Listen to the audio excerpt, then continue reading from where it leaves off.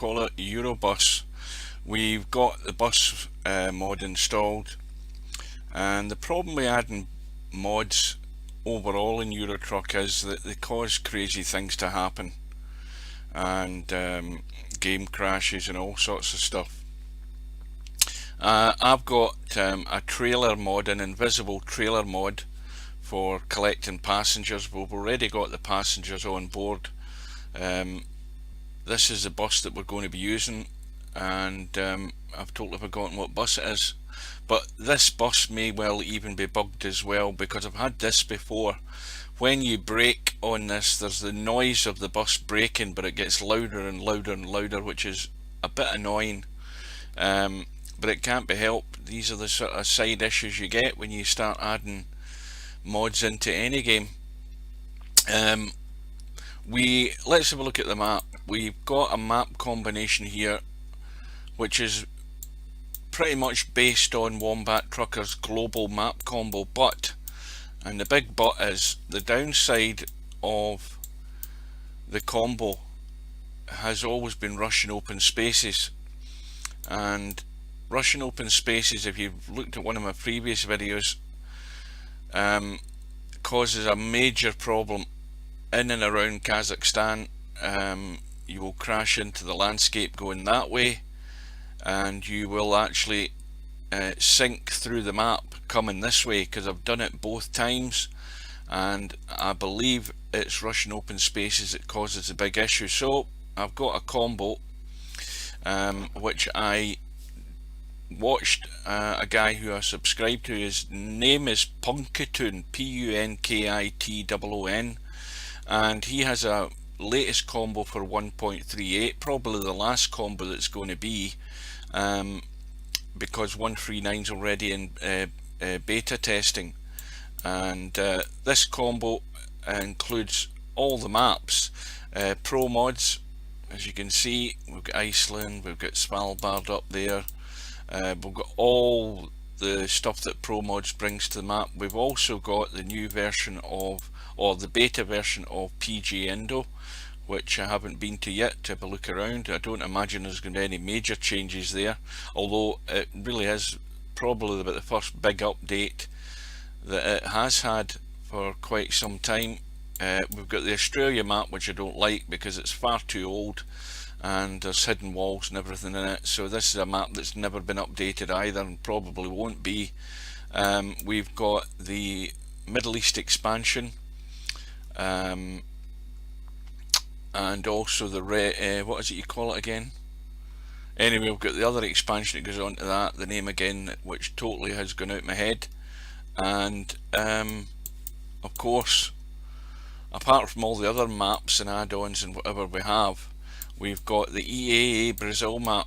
Now, in previous videos that I've watched with Wombat, who again is somebody who makes a lot of map combos, there's always been a problem with the EAA Brazil map, and the problem's always been the distortion or the big lines running through the map. Now, for some reason, and it was always put down to the different scaling in the UK. Well, from looking at this, it can't be the UK that's the problem. It must be a map combination or something that causes a problem. And Punkitoon has a slightly different load order on his large combo. And when you look at Brazil, or what I like to call the South America map, everything is fine. I mean, the map is just huge, but everything is fine. There is no problem with the roads, nothing's broken up. And this is Yugen right up the west coast of South America. All the roads look fine, there is nothing broken, so it clearly cannot be anything to do with the different scaling. I believe it's 119 for the normal vanilla maps, and it's supposed to be 115 scale, but that isn't causing the issue with EAA Brazil. As proof that you're looking at can show you, there is no sign of any problem with the map. But anyway, that's another issue. What we're going to do today is, we have got the bus mod installed, we've got the passenger mod installed, and the EAA Brazil maps has hundreds of different bus terminals in it. We're down at one here, probably about as far south as you can go, almost, down at Quellon in Chile, or Quillon, however you want to pronounce it. And we are just about to leave the bus depot there, and we're going to head north up the Pan American Highway. There are some grisly parts of this road that I doubt the bus will get round, and we are heading up through the Atacama Desert, right up the Pacific coast, and all the way up as far north pretty much as we've almost been, into Colombia, to a place called, and I'll probably get this wrong, called Guadalajara de Buga, which is 5,264 miles away.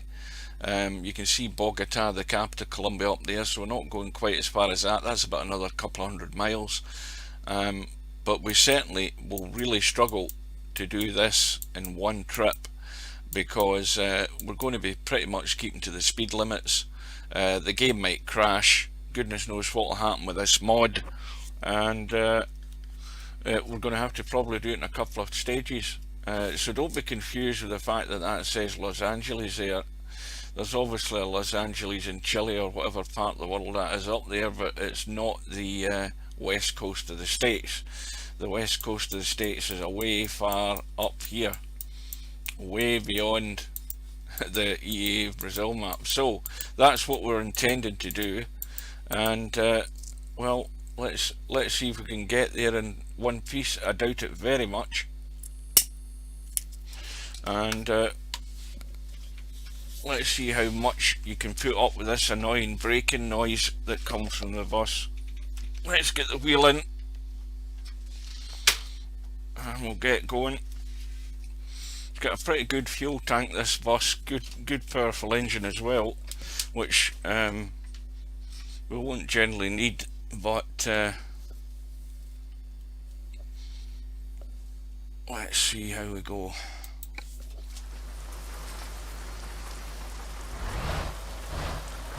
Listen to the brake noise. This is the annoying part about this mod.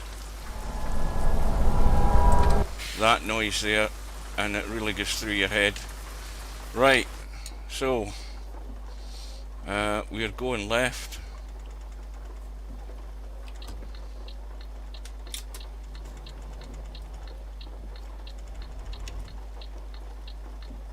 Turn left.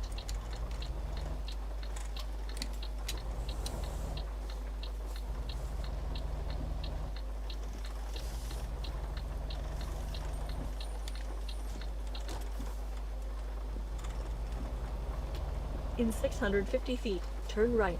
I think I need to raise my seat a wee bit. Hang on a sec. That's a bit better. Turn right, and then continue straight.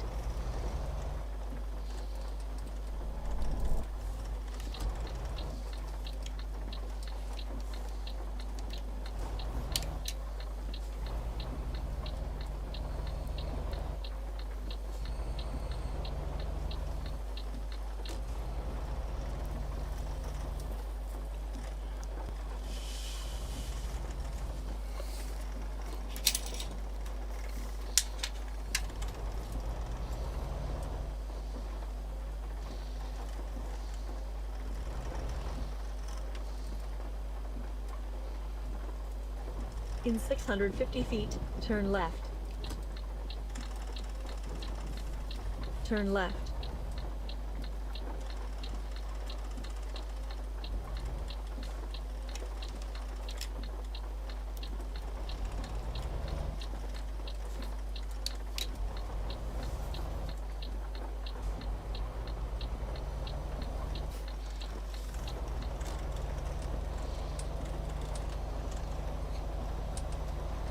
Well, it's only 7:15 at night, so we've got a fair number of hours before we'll see any daylight.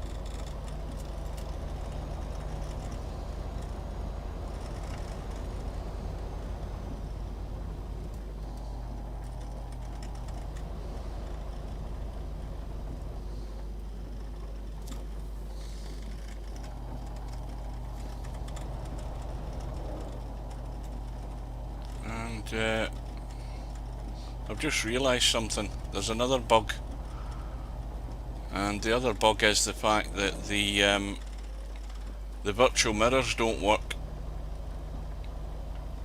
which is a bit of a problem.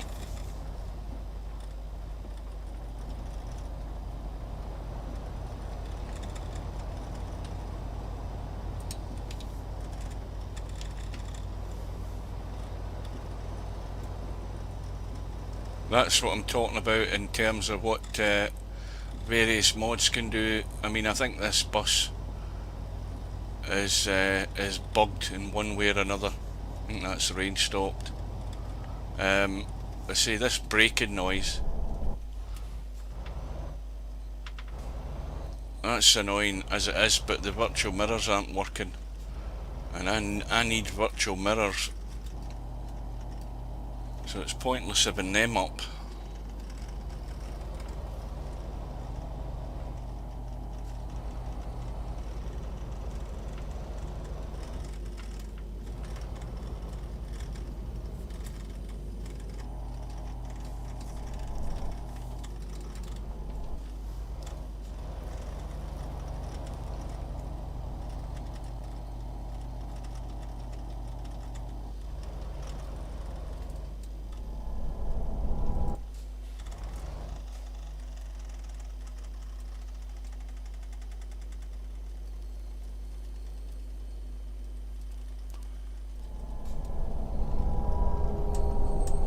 Just keep your foot in the brake and that's what you get. I mean, that's supposed to represent the bus actually slowing down, but when the bus is stopped, it should stop, but it doesn't, and it's been like that in previous versions, I think.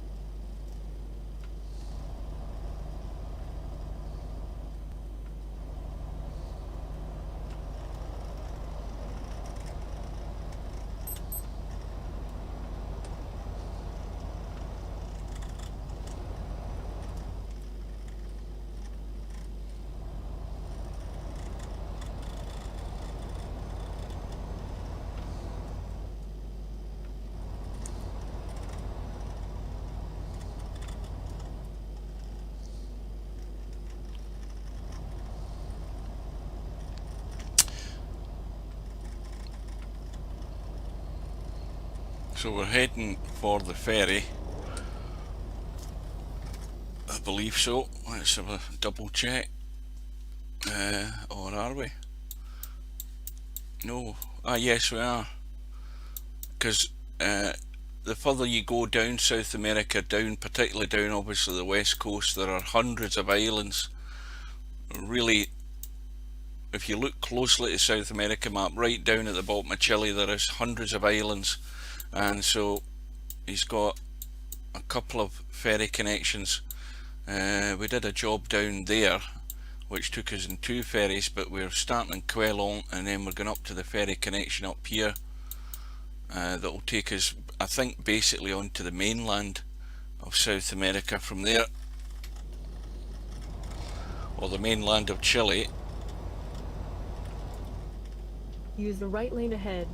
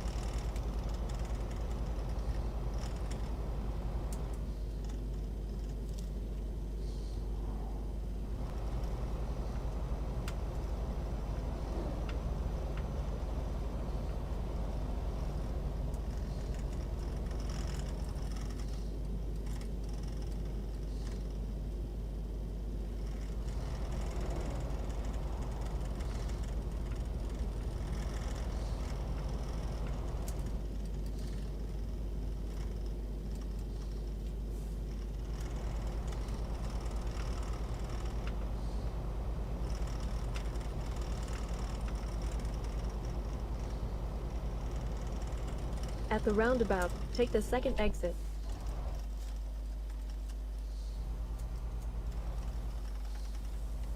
Use the exit ahead.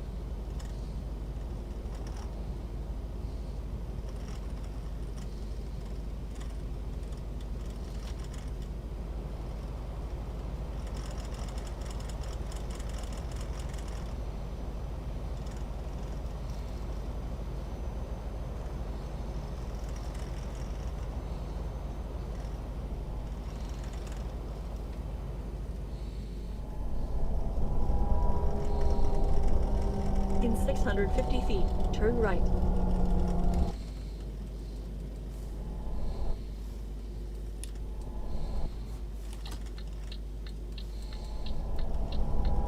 Turn right.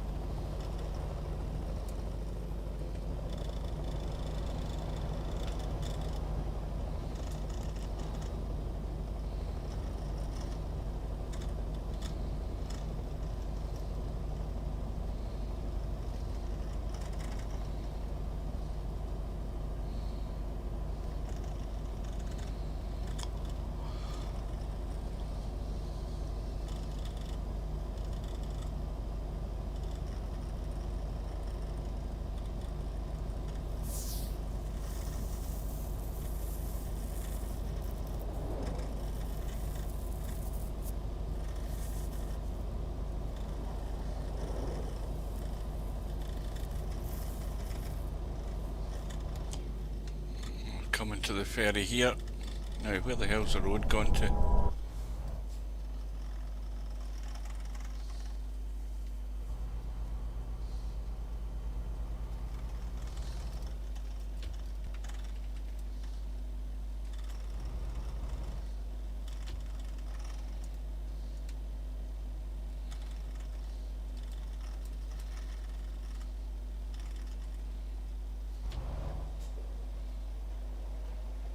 Oh, there it is.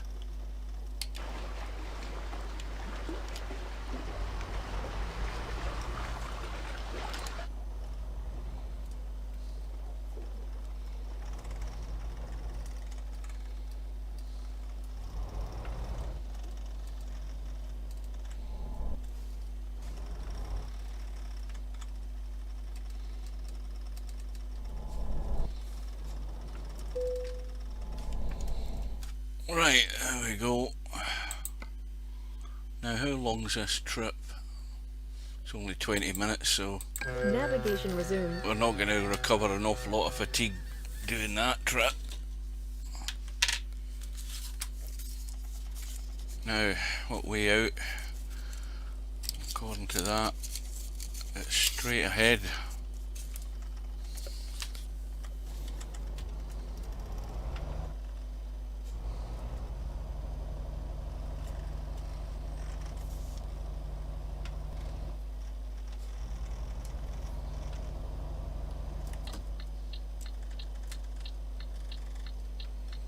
What's that?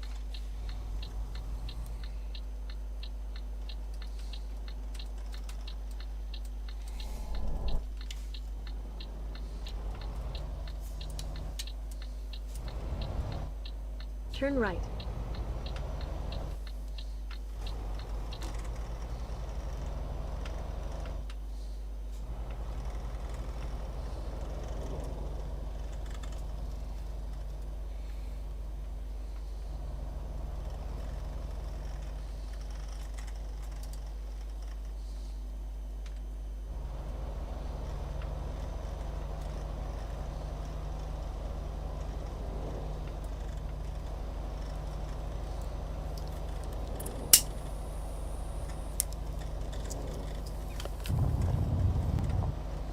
In 650 feet, turn right.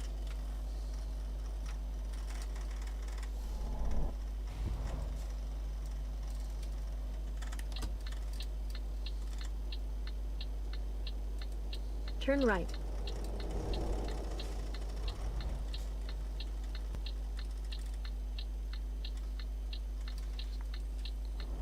I'm trying not to use the brake too much because of that annoying sound. Trying to just glide into the stops.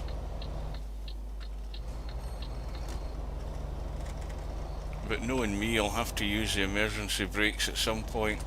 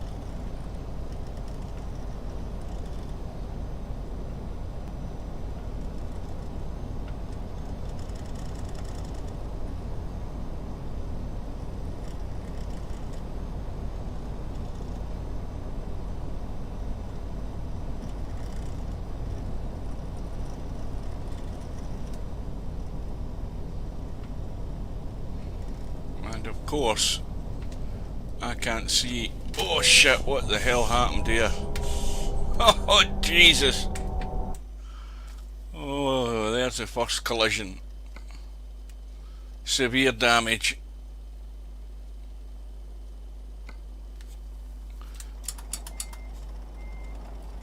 I mean, all because there's a car parked there, the AI truck driver decides to slow right down to a dead halt. And we're going to have to find a garage.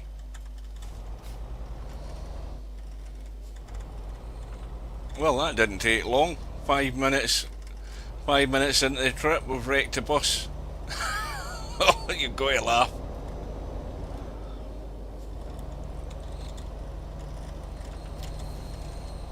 I cannot see those mirrors at all. But there could be a clash between the GPS mod and the bus mod, and this is the issues you have. So you've got to take one out to eliminate it, but it's clearly either or that's causing it. Now this engine's going to cut out.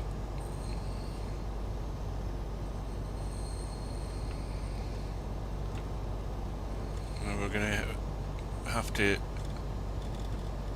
pull into a town somewhere that has a repair depot, hopefully.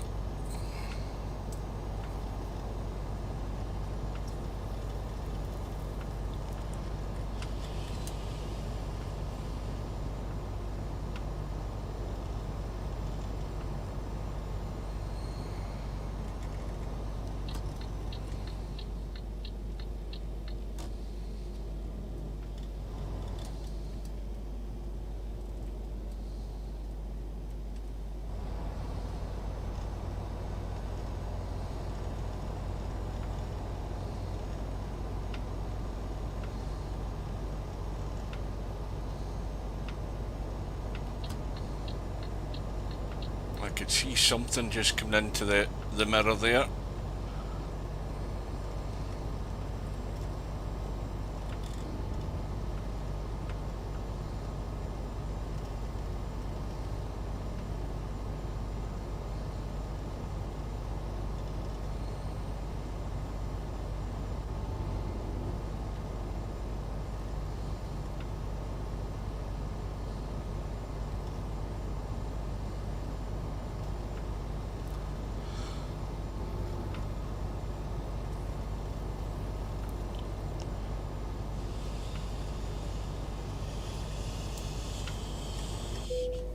There we go. And this will just keep happening until we get it fixed.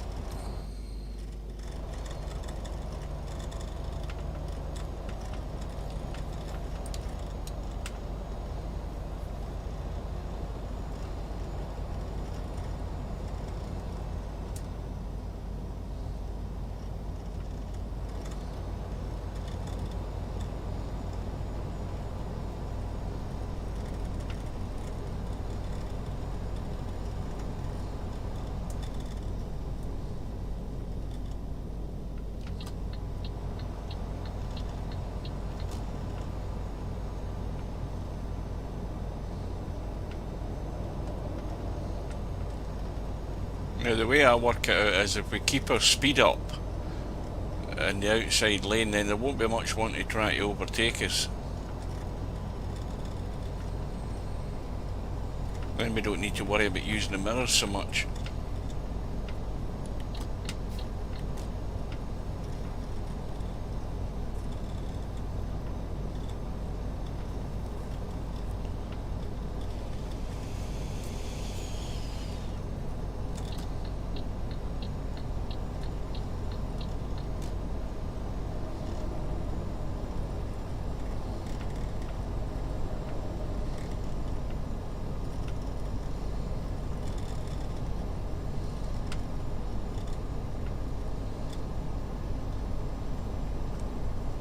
We'll need to keep an eye out when we get through the nearest town. Probably have to take a detour.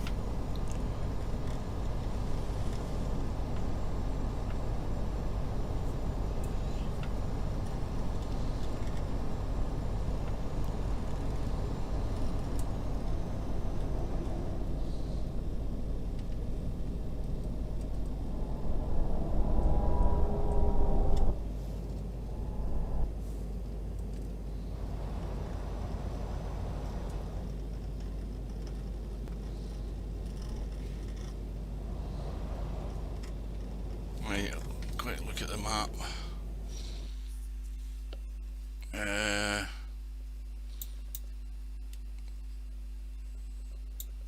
Well, there's nowhere there. There's somewhere up there, but I don't fancy going away into there as a detour.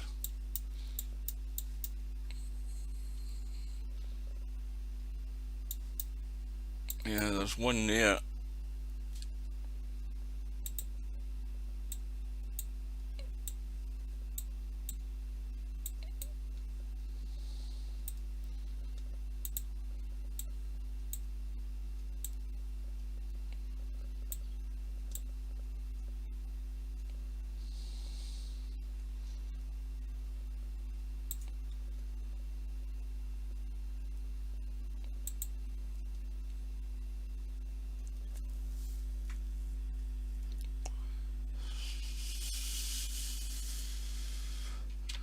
I think that would be the way to go. Let's see. Please proceed to the highlighted route.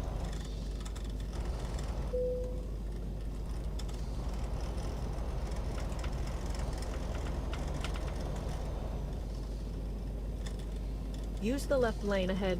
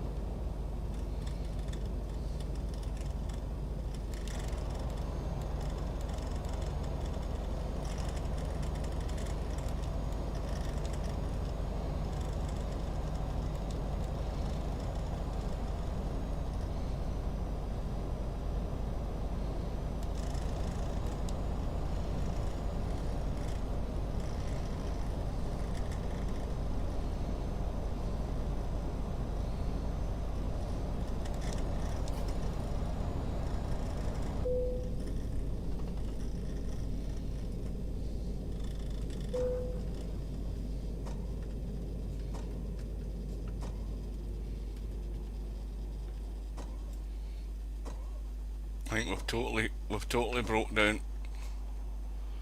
Yeah.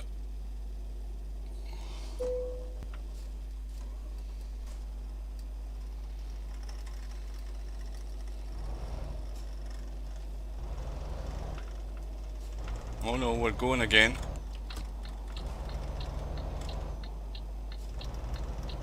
Almost a collision.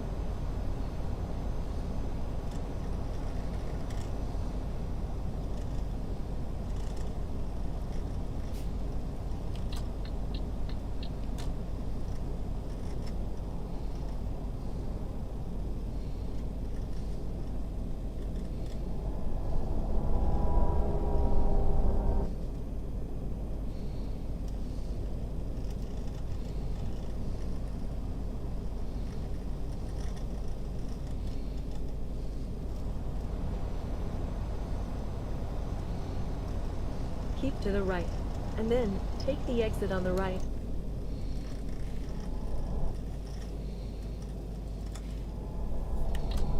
Use the right exit ahead. I don't think this is... No, this is actually just... Navigation resumed. Let's have a look. Yeah, that's taking us in there for no reason whatsoever. That's not where we want to go. We've got all the way up there to go to get in and get this repaired. Don't know why it was sending us in there.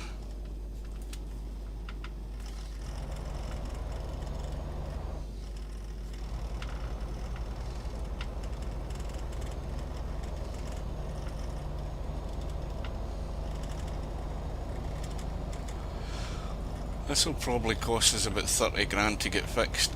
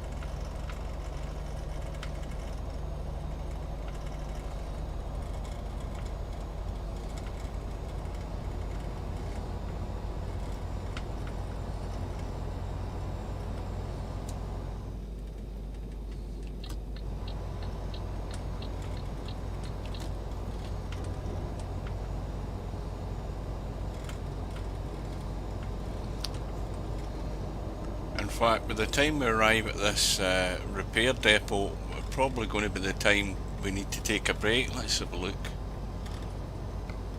I can't read that for the chat.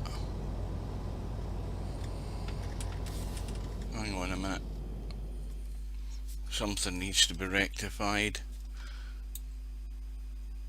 We'll just do that.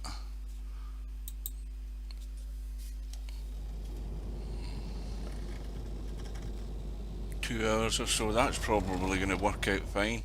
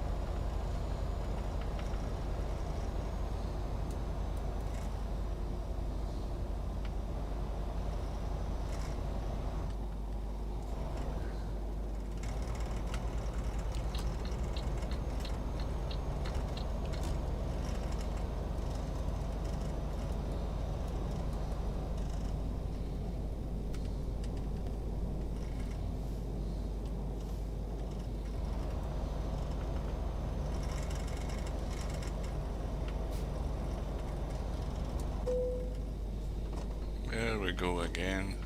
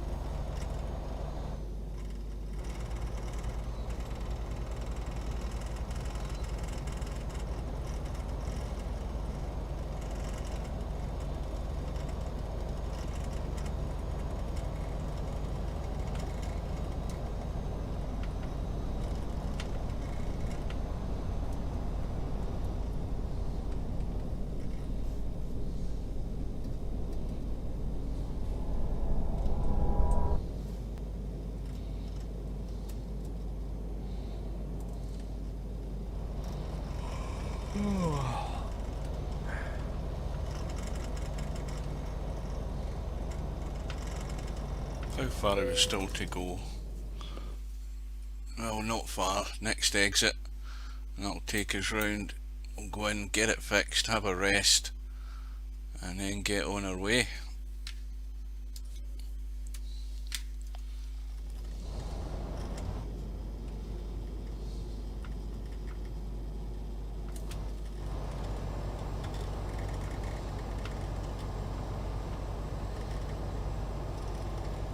Well, it's going to be late in the day when we get back out on the road. There won't be an awful lot of daylight left again.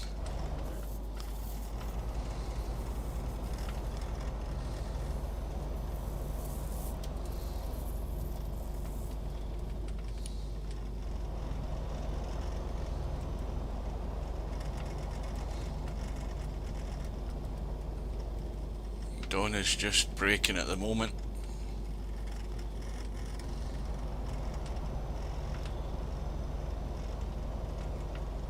Keep to the right, and then take the exit on the right.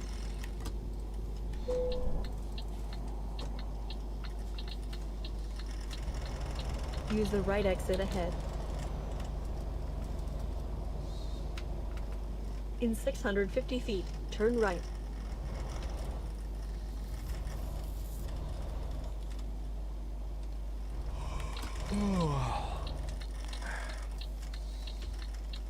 Turn right.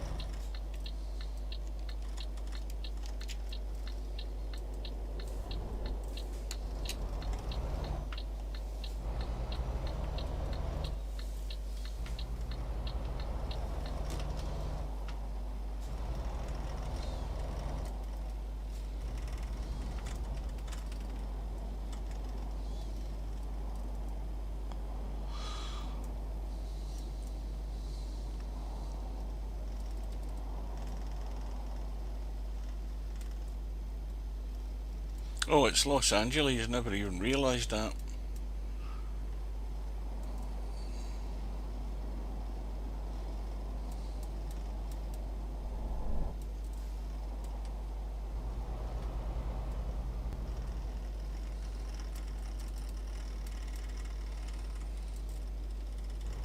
In 650 feet, turn right.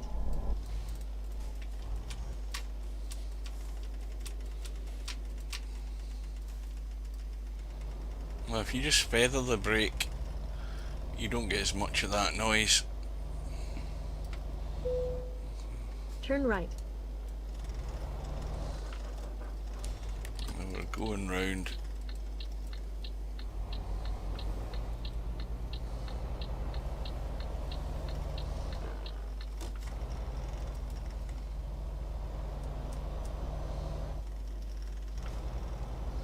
In 650 feet, turn left.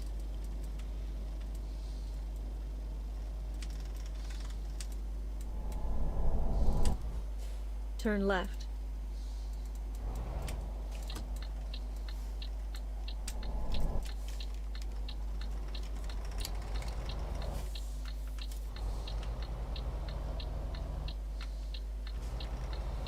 Now, where are we going? Is it the left or the right side Turn here? right.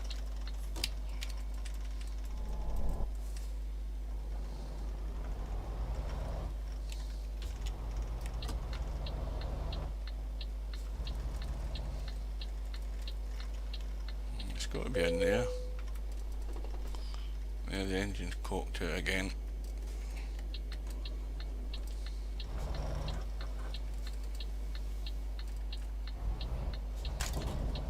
Navigation resumed.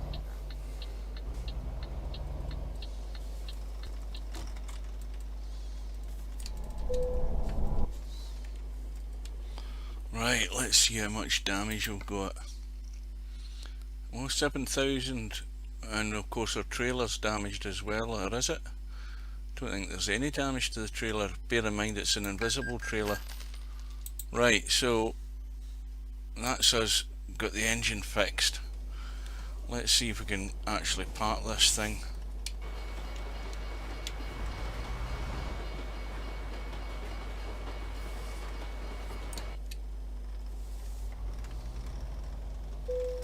That'll do there. Right, so it's going to be late afternoon. Well, 2 o'clock in the afternoon, that's not bad.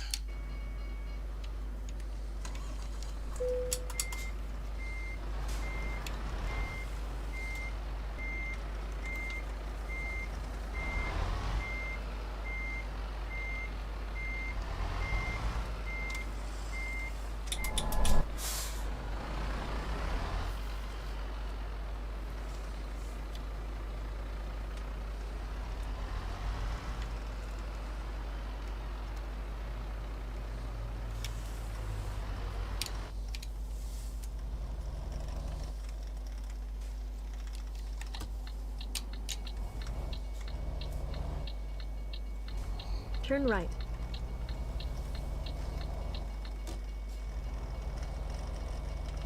Can hear a level crossing somewhere. Turn right.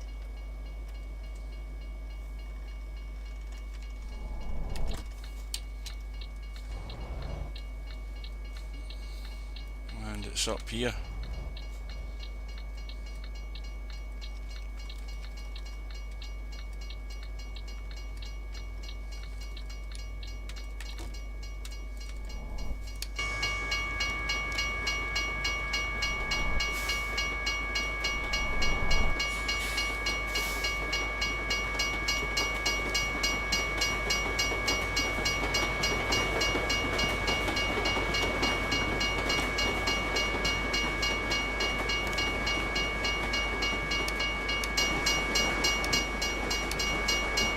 That'll be the Andes Mountains in the background.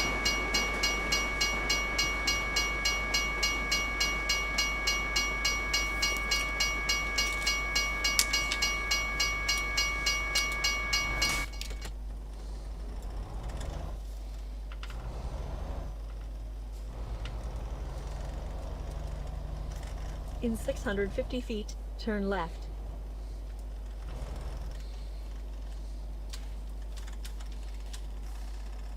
Turn left.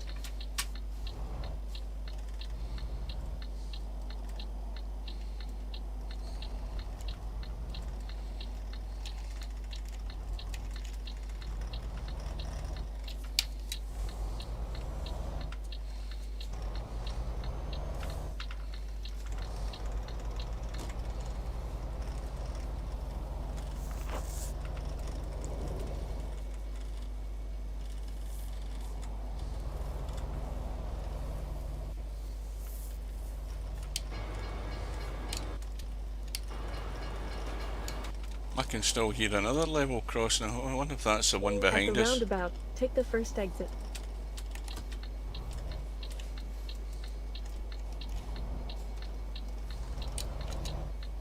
Use the exit ahead. Oh no, it's that In one. 650 feet, turn left.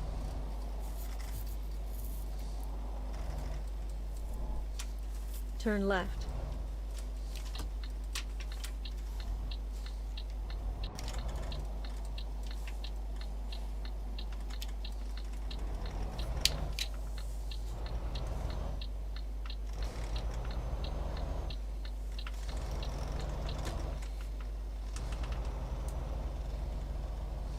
At the roundabout, take the second exit.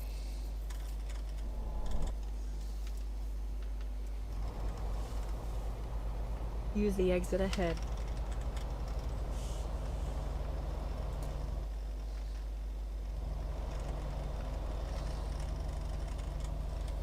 Quite a big town, this.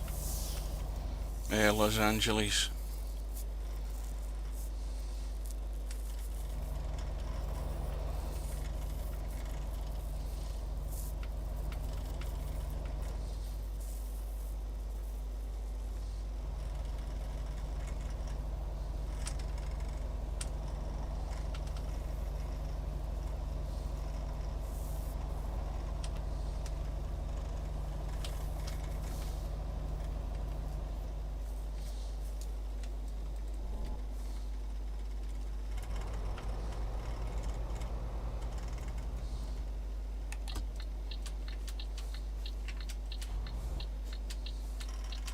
Turn right.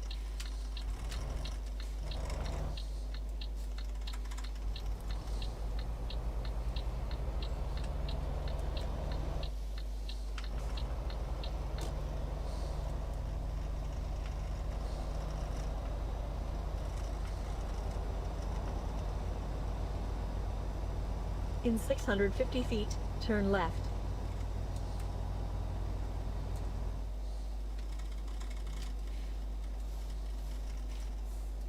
Turn left.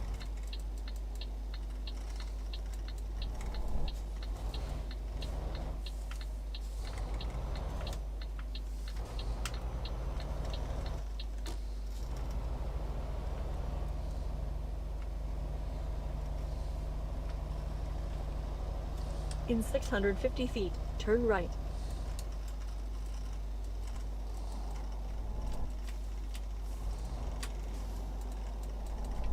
Turn right.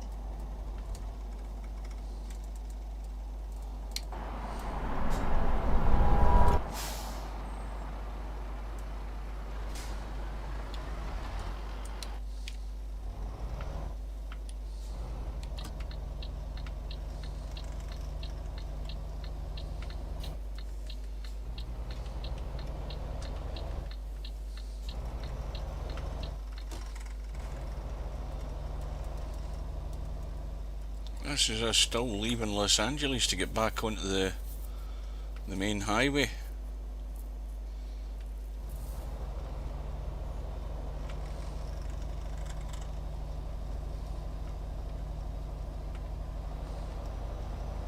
At the roundabout, take the first exit. Use the exit ahead.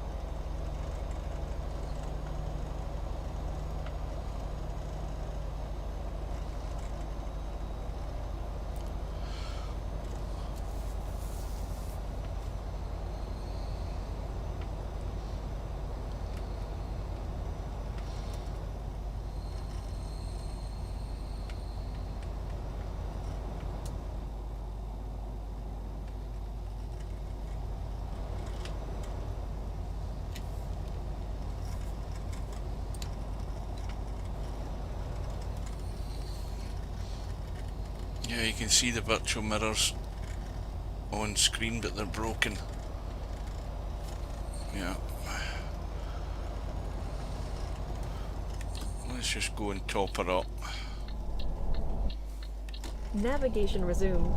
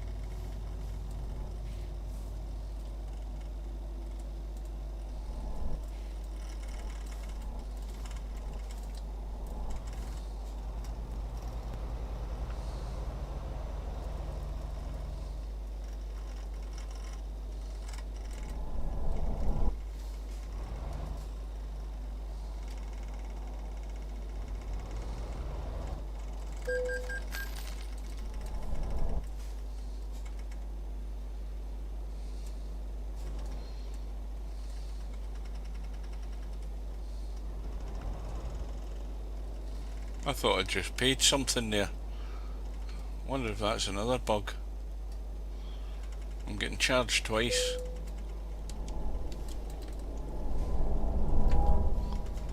No, I'm okay.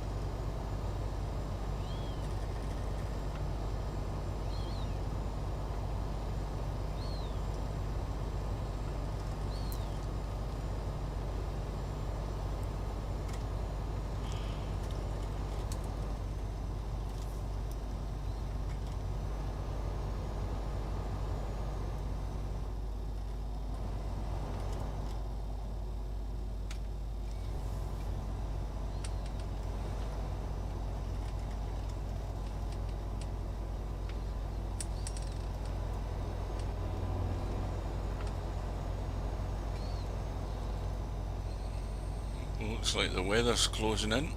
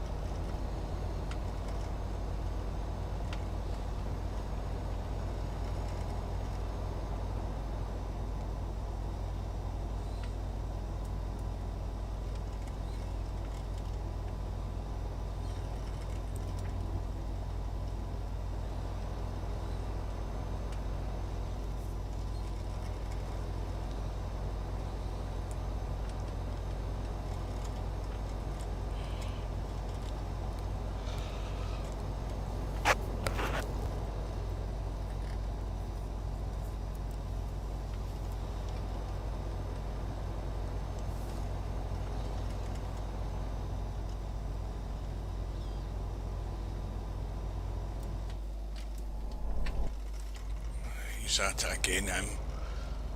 Bloody slamming the anchors on. What the hell's going on here? I know we need to get out into the other lane, but I mean, these AI drivers.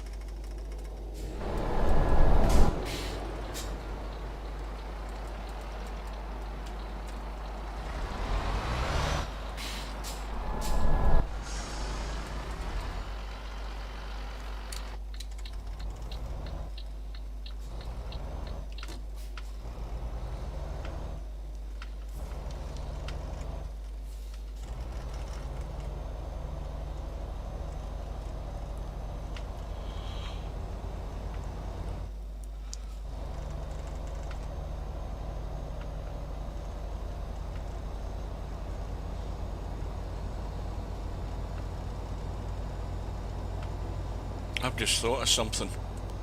Let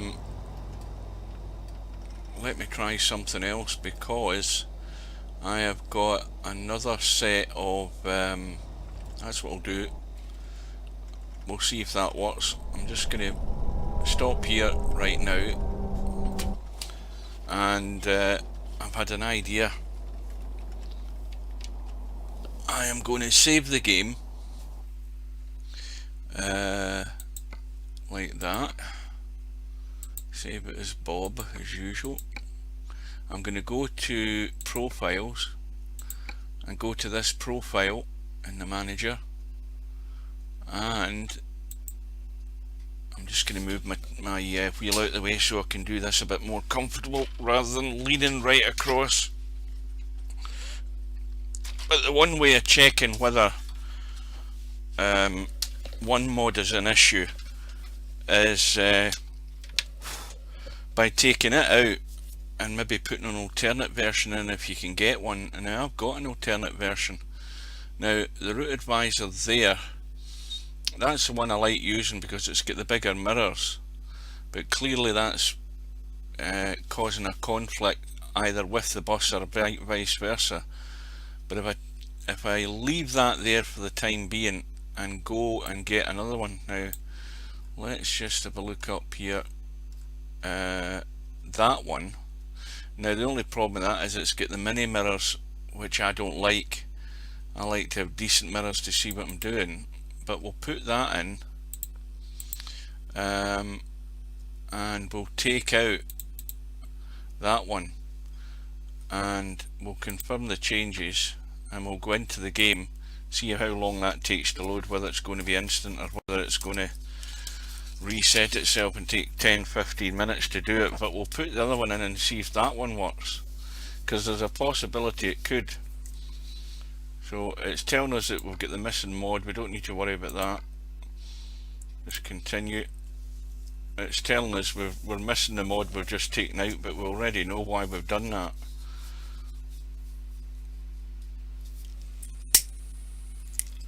And we'll have a look once the game loads and see if we have a GPS again. It might also fix the mirrors, you never know.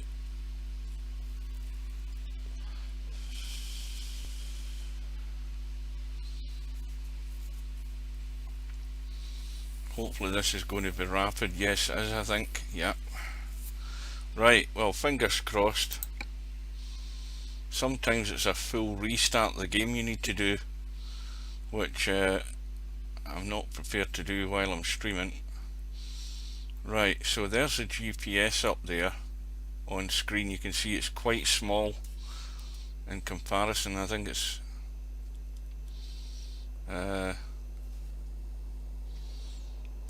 in fact, that hasn't fixed anything because the mirrors don't work at all.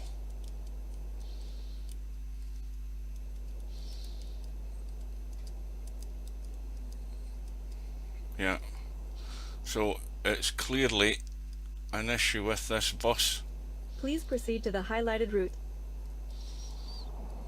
Right, if I zoom in, hang on a minute. Yeah, I don't even think that's displaying that good. That's quite small. But the mirrors don't work at all with that one. Not at all. So we'll save that.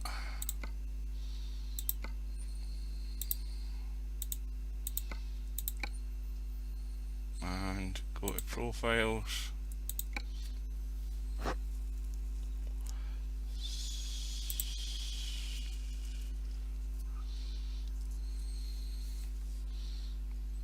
And we'll take that one out.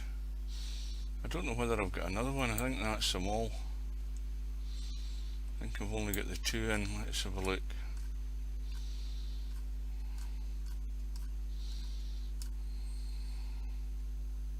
Ah, there's one there. See if that one works. And we'll save that one. Go into the game.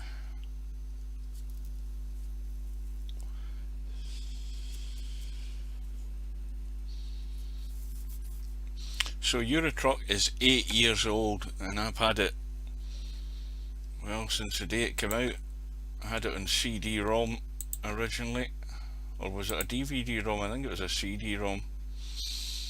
And then I got it on, then I didn't like the idea of having to keep loading CDs, as I think most people have ended up like, so very early on I rebought the game on Steam, so you don't have to keep unloading and loading in discs. The days of doing that are all gone.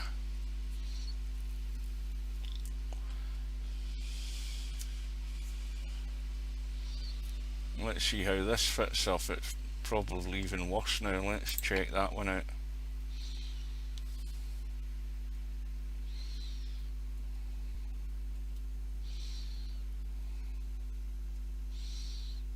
Right. Now the map's at the bottom of the screen this time.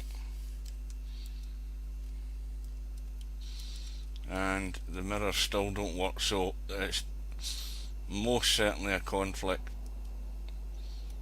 with the bus.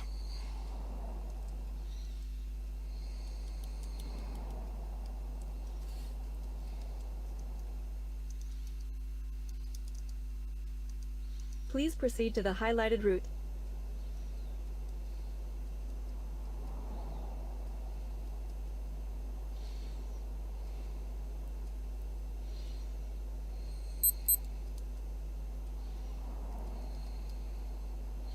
Right, we got rid of the GPS. We've got 4,700 miles to go. We've got the GPS already in the bus and no mirrors. Right.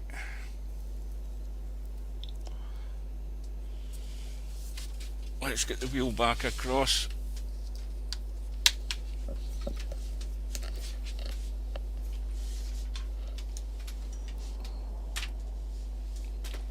Well, it was worthwhile trying it out, but that's definitely the conflict with the bus.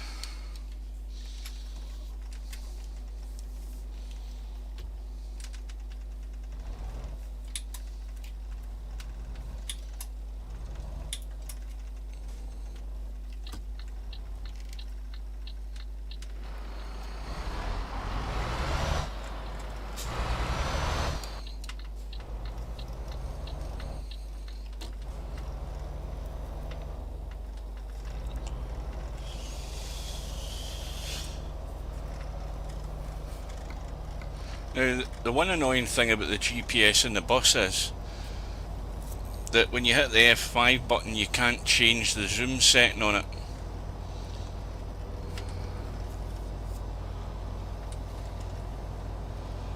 Anyway, we live and learn. What's that, 7:15 at 6 at night, so the light will go very quickly. And eventually we'll see the landscape changing. The further north we go, we'll hit the desert, and then some of the driving gets a bit tricky. Of course, we've got to remember this is a bus and not an articulated lorry. We've got, if I remember right, there are a couple of really tricky tight bends to get this thing round, but that might be too far north for us to get us in this part of the trip, because 4,700 miles is a heck of a long way, and the speed limit on this highway, apart from the motorway that we're on at the moment, the speed limit's usually around about 50, sometimes even less.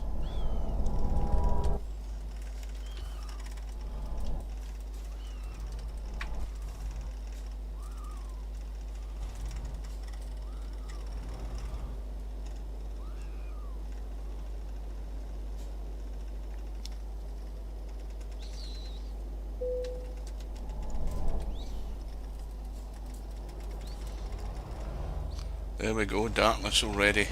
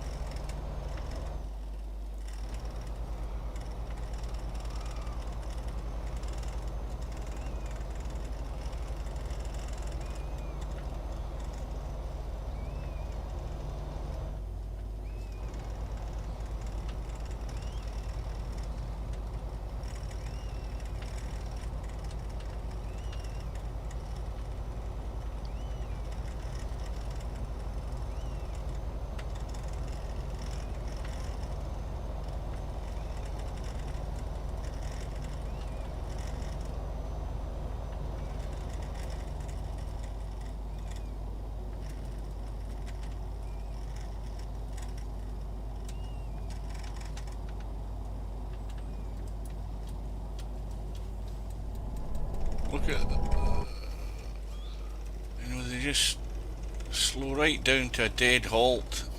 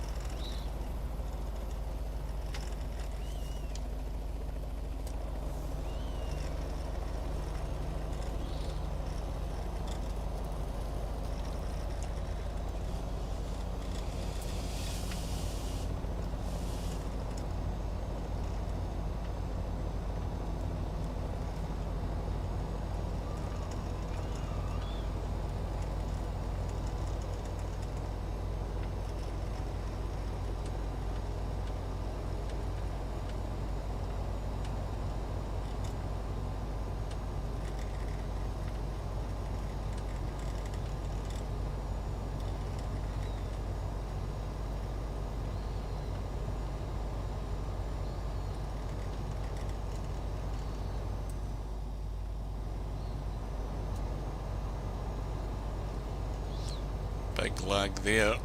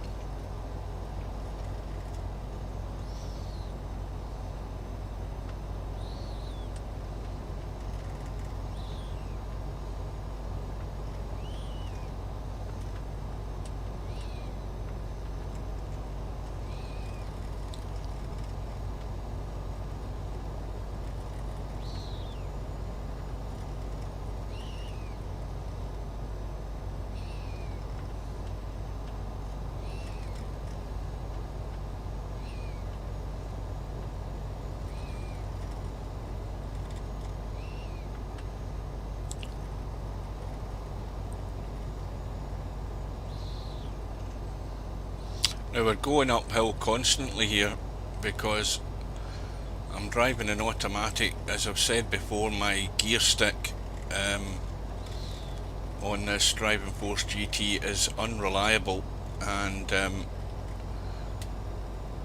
having to use automatic because of it. And in automatic you can tell that you're going uphill because the gear won't jump to the next gear. It's a constant uphill climb at the moment.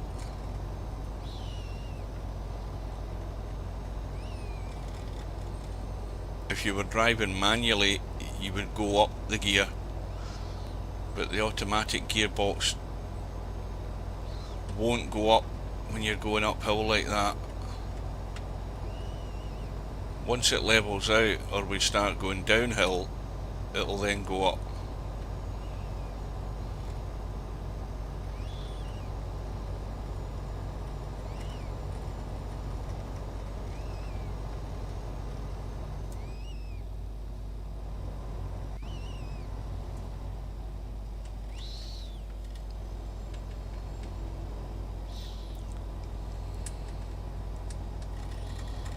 So it's 8:40 at night. Again, we're going to miss most of the daylight.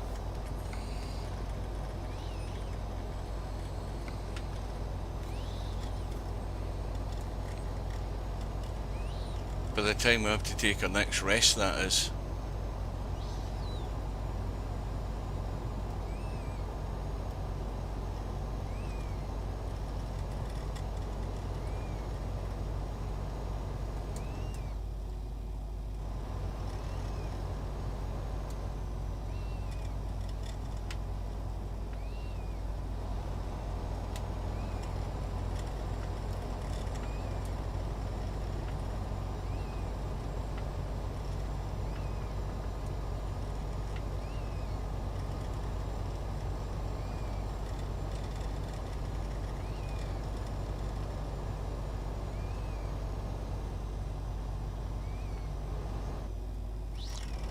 Finally we start going downhill in that dip and the gear goes up.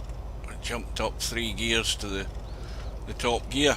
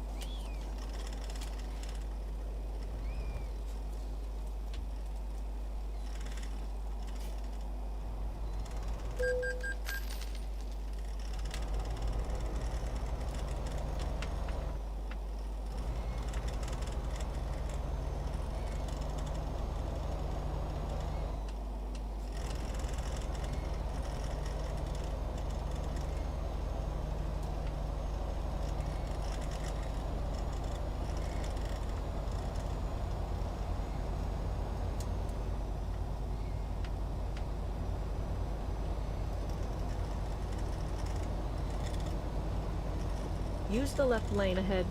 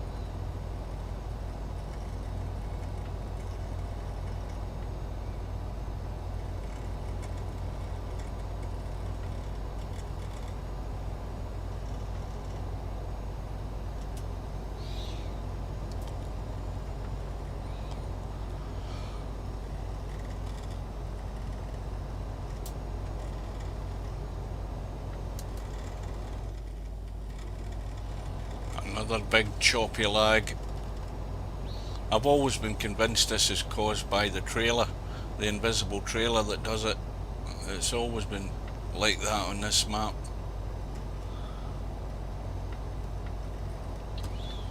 don't see anything in that mirror, so I assume nothing's coming. I can barely make it out.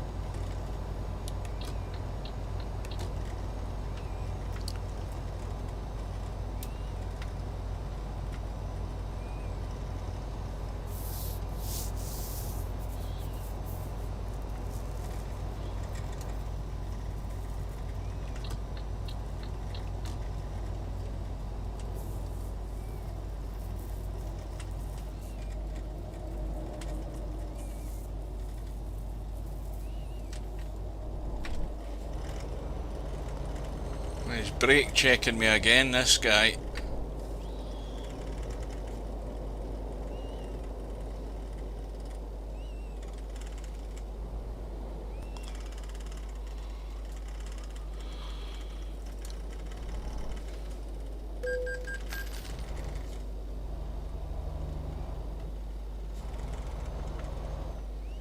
I'll have a quick drink while we're here, and we'll have a quick look at the map as well once I've had a drink.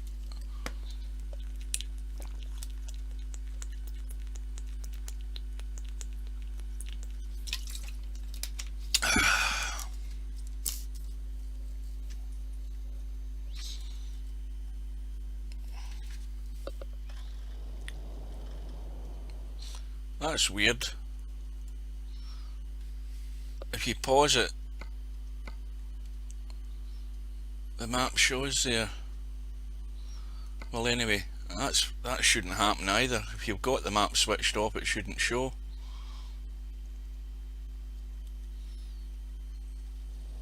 Anyway,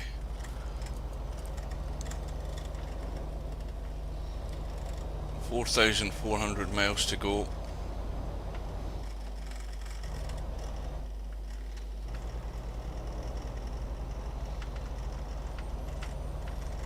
Now dare I pull across the inside lane? I don't see anything there.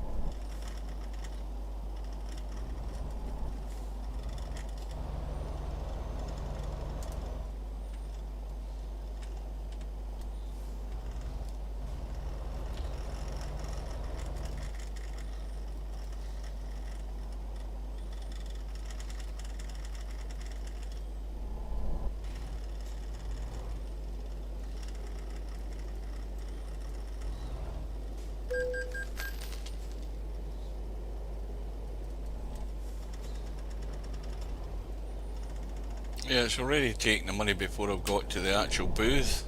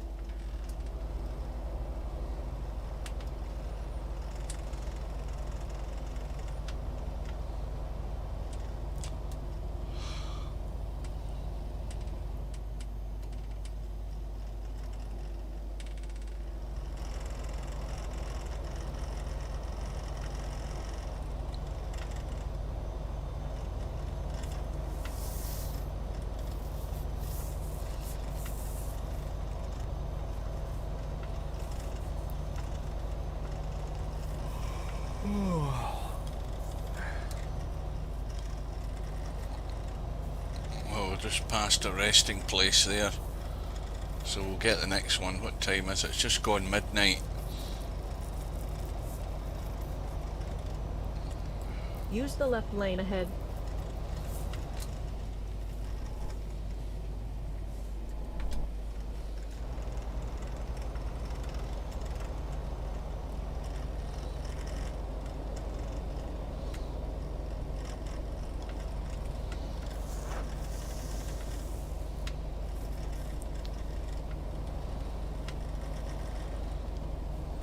San Bernardo.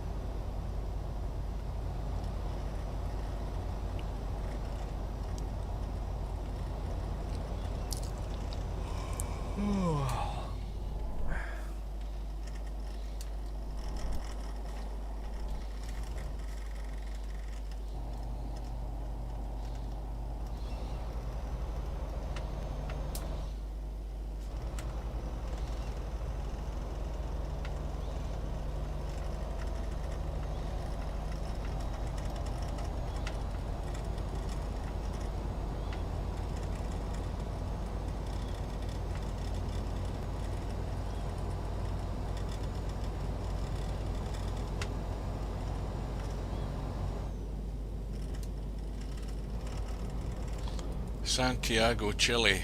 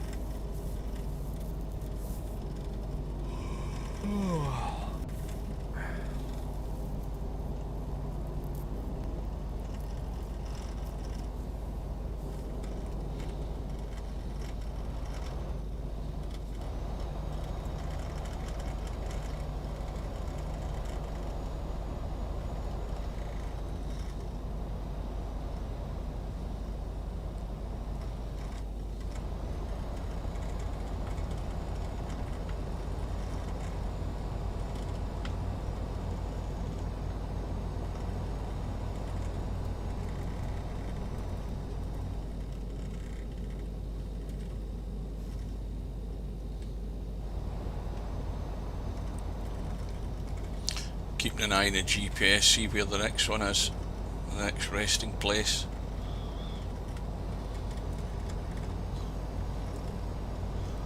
Well, there's something up ahead here.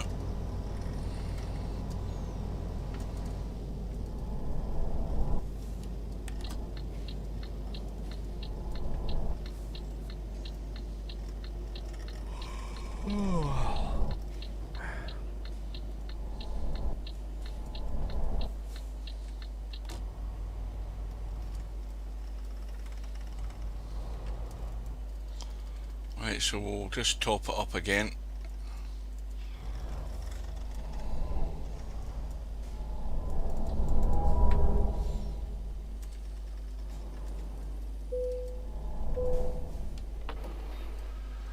Good afternoon.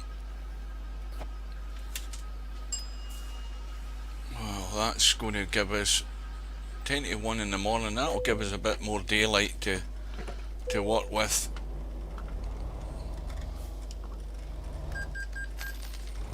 Looks as if the parking space is in here.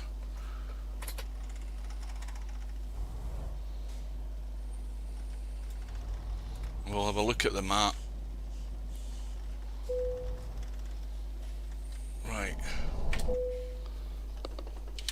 That braking noise is so annoying.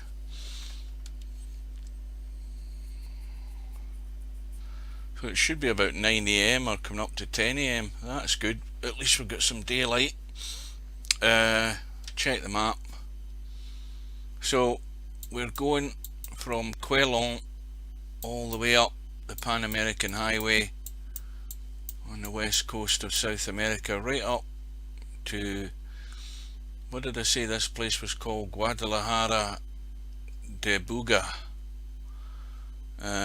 So that is still over 4,000 miles away, so we're never going to do that in the one stream. I don't think it could last that length of time. And as you can see, we've only just gone up there. We are just in there. In fact, if I had checked the map sooner, we could have gone that way. That would actually have been a shorter route, going up this way, probably. Although because we're on the highway, it's probably the faster route. Just blow my nose a sec. Right, let's go.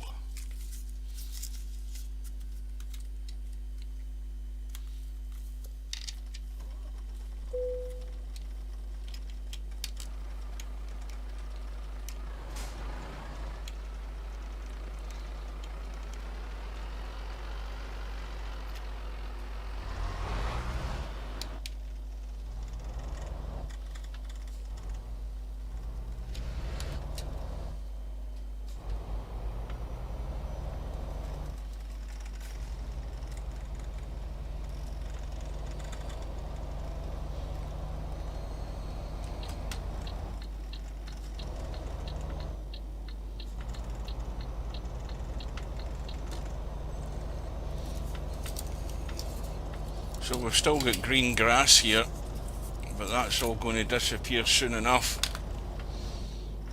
as we head further north.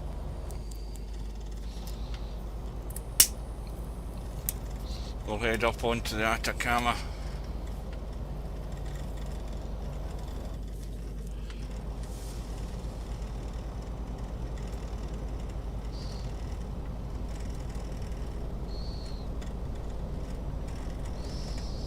So we'll make the most of this highway as we can, keep the speed up.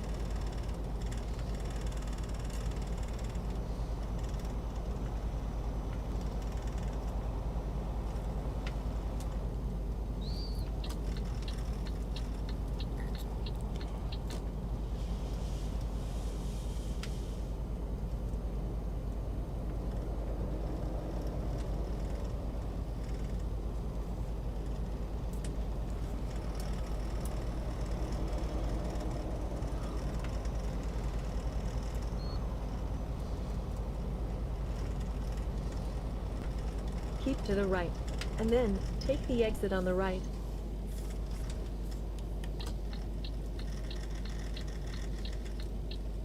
Use the right exit ahead.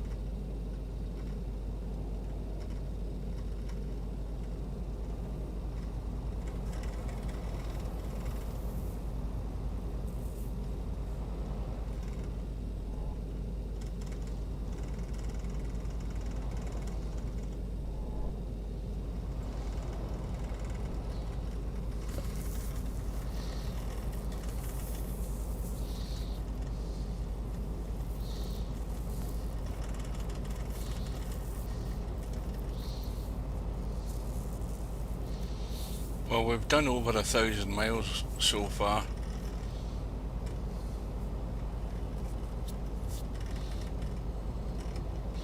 And it's all been pretty much on the motorway. But this won't last forever.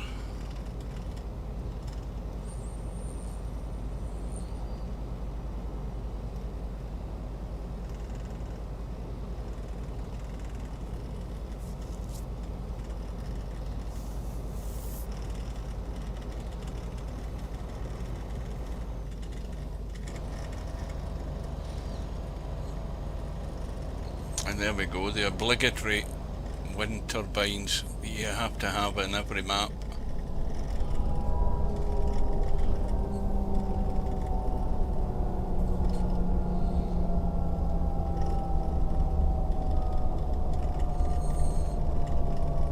Well, that's the cruise control slamming the brakes on, which is why we then get that noise, which is annoying.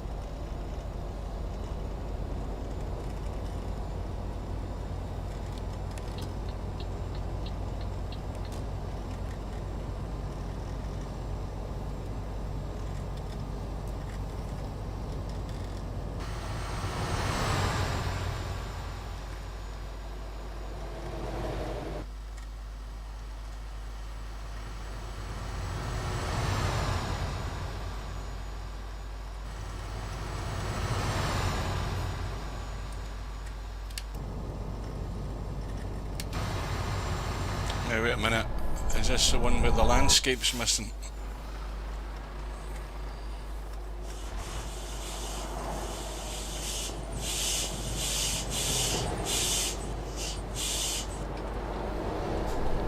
Let's have a quick look.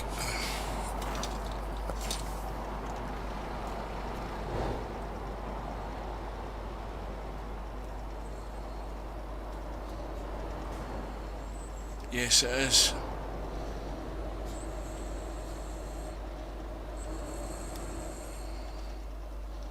So this part of the map here is the bit that's needing to be finished off. Now if this is still the same as before, then there's a lot more of this up ahead where the landscape's missing, as you can see in here. And again, I'm surprised that if it's like this, nobody's reported it. Anyway, that's the way it is. In fact, now that we're in here,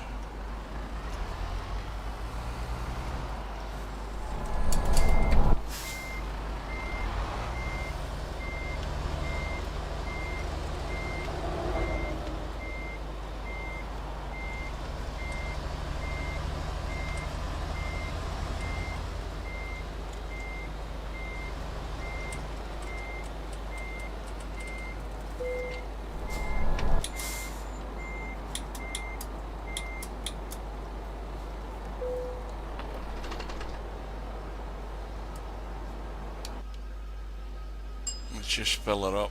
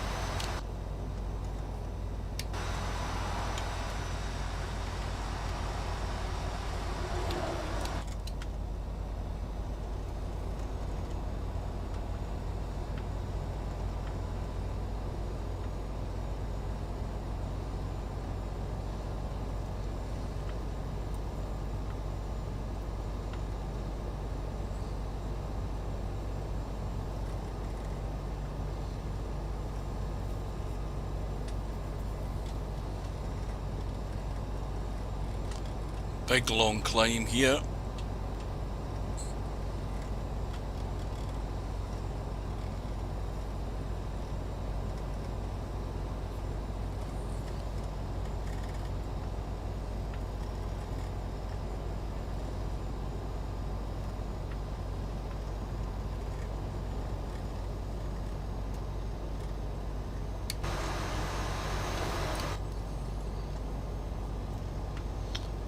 Just a hint that it's getting a bit more deserty looking as we drive up towards the Atacama.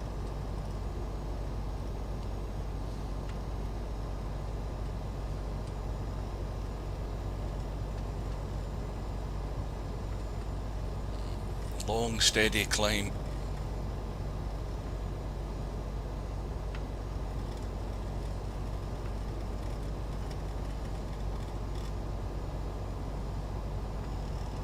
Big lag there.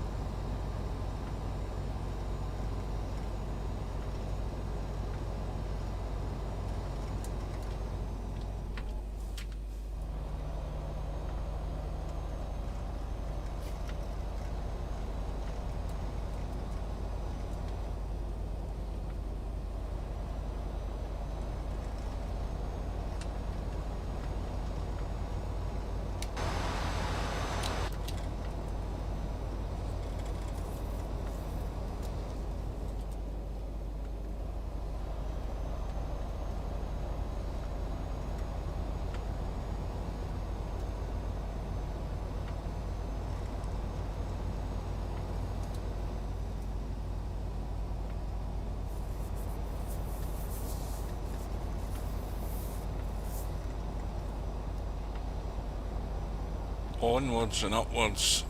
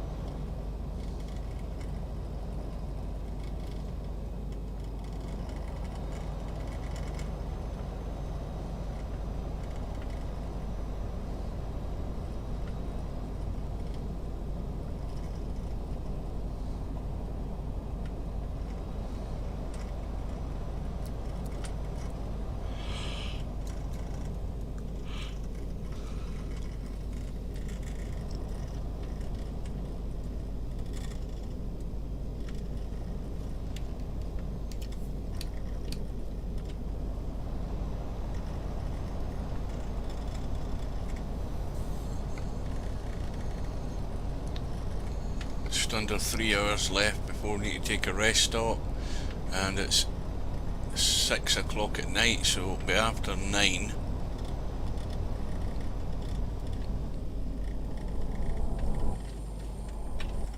Anchor's on again. Look at that sunset, it's just about to disappear. Right, we'll follow the trucks because that might be automatic, then again it might not be.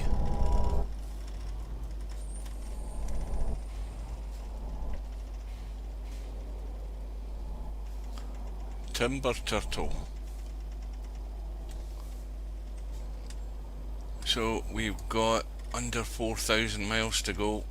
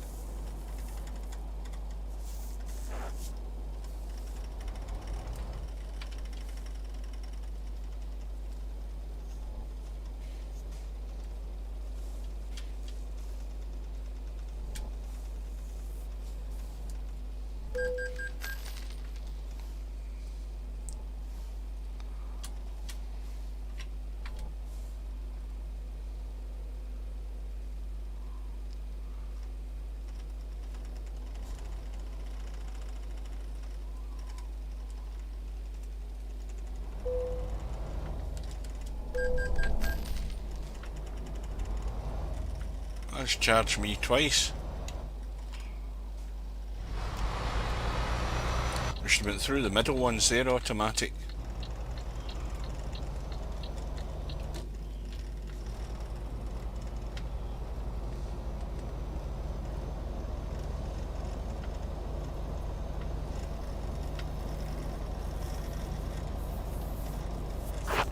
Well, the sun is gone, so daylight will fade very rapidly now.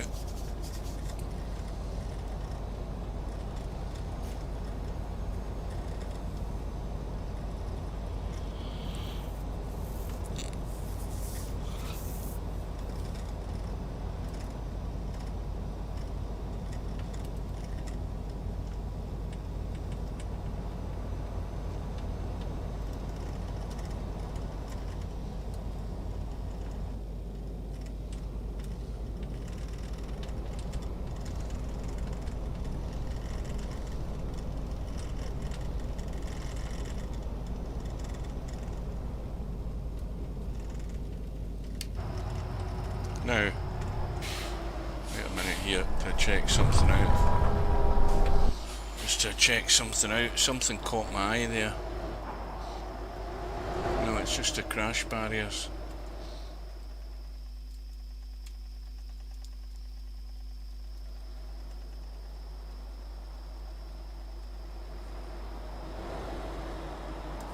Right.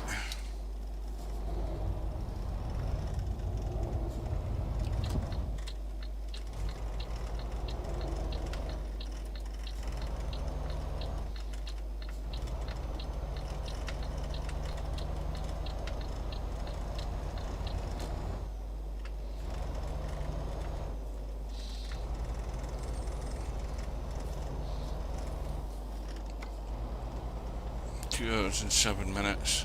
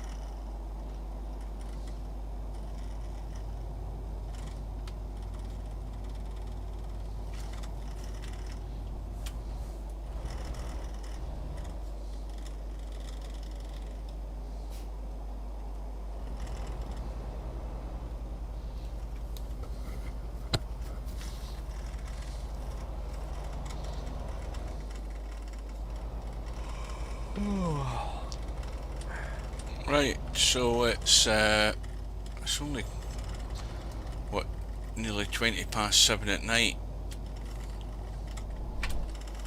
Again, the anchors are going on in this bloody truck in front for whatever reason I do not know.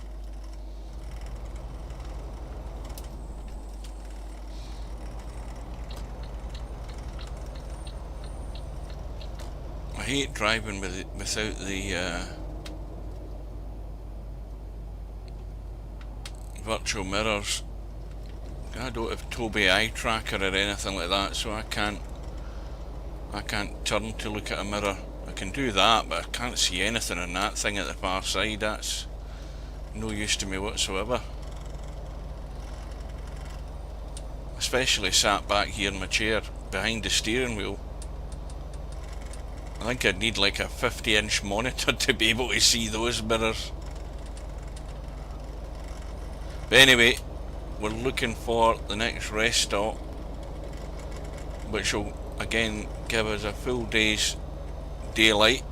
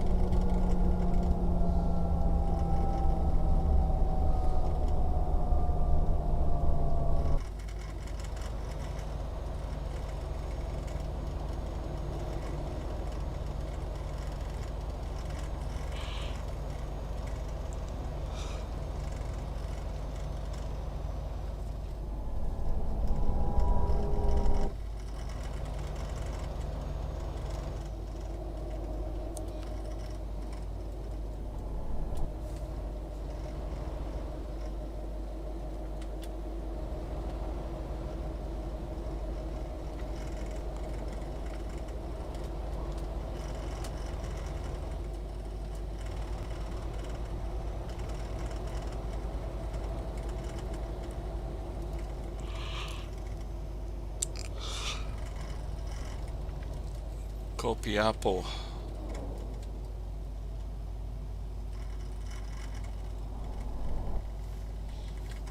Oh jeez, nearly caught it again.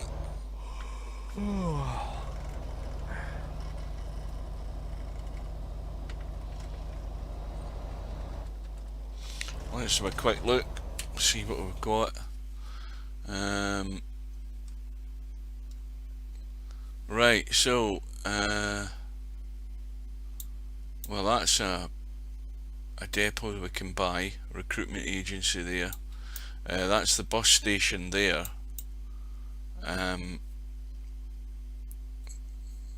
So, and that looks like a resting place there, but we don't really want to go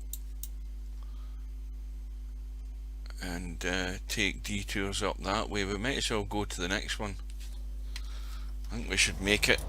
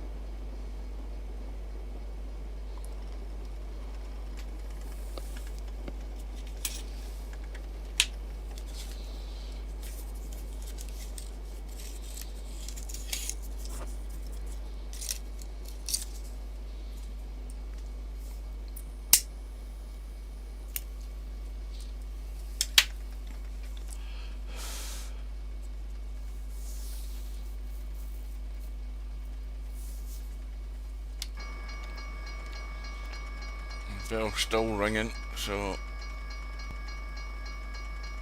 presumably there's another train coming. Hopefully we're not stuck here for 20 minutes.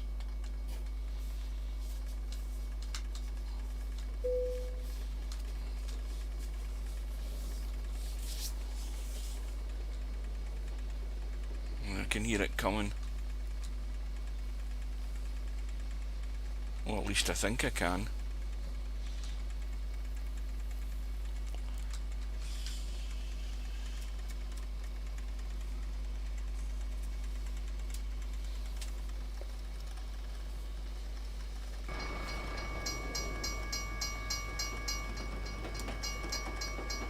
There it is.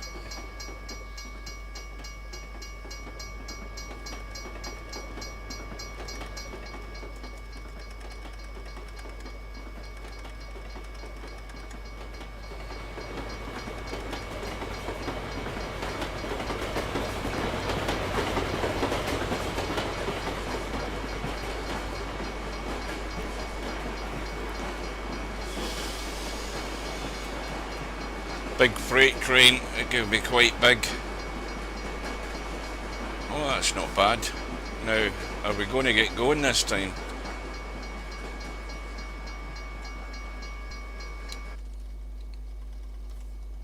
Well, the barrier's gone up. Are we going to make it through before it comes back down again?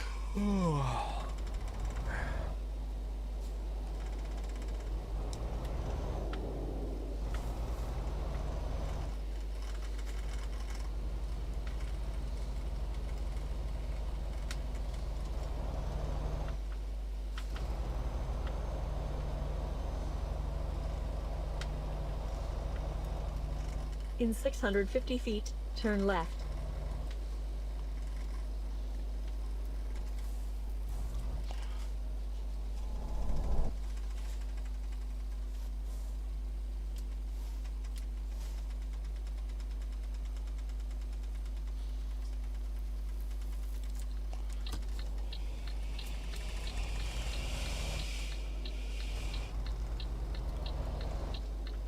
Turn left.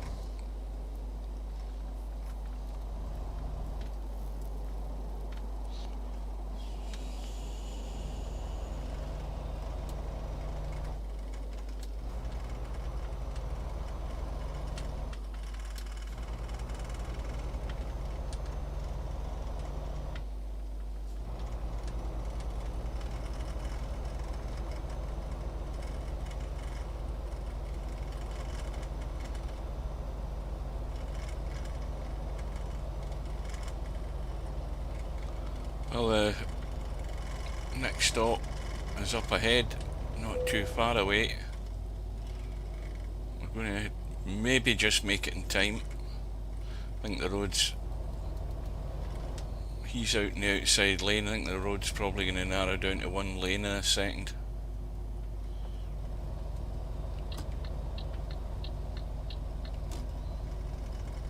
Yeah, it is. Always keep your eye on the AI drivers. When they start pulling out for no particular reason, the reason's usually that the road's going down to one lane.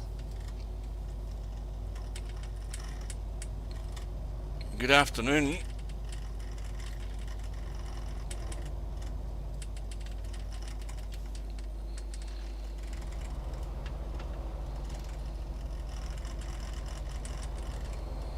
So this rest stop will top the fuel up again, We've still got what, 3,000, I don't know what that says now, but we've got a lot of miles to do.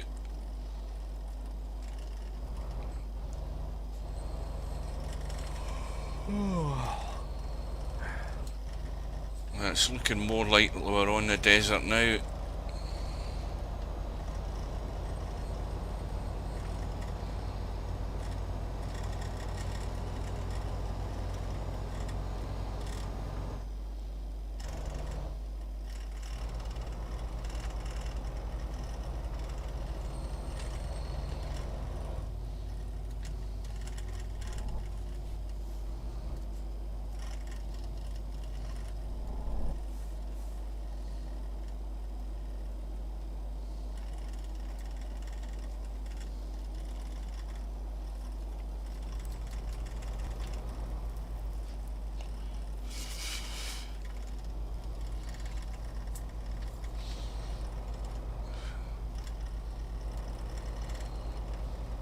So it's what, 9:30.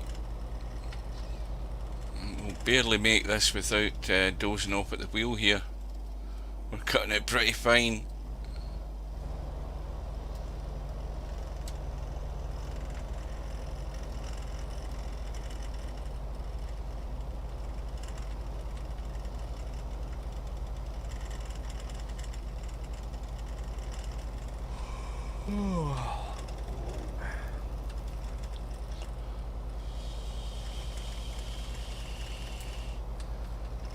We'll just take it easy just in case, because he's about to start dozing.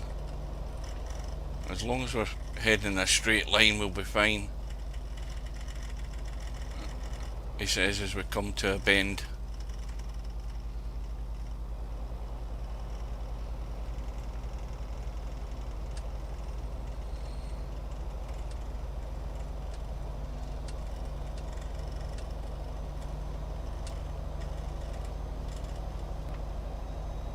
It's got to be up here, it can't be that far away.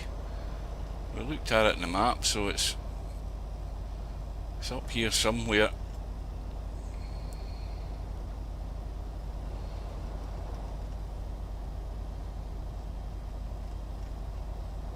Well, we can do it now because this is a straight piece of road.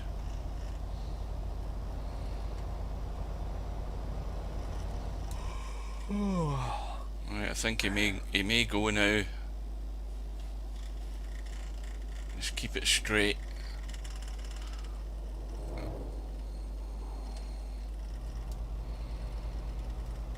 I think that's it up ahead now, is it? Looks like it. Hopefully it's in this side of the road.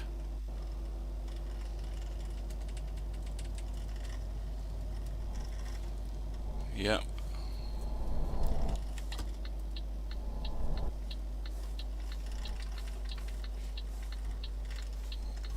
Now, where do we go? Do we park here? It looks like it's in here.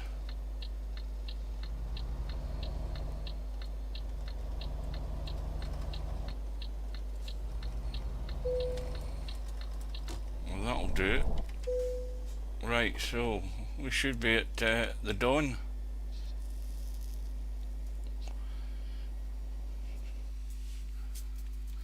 That'll do it, 7 AM.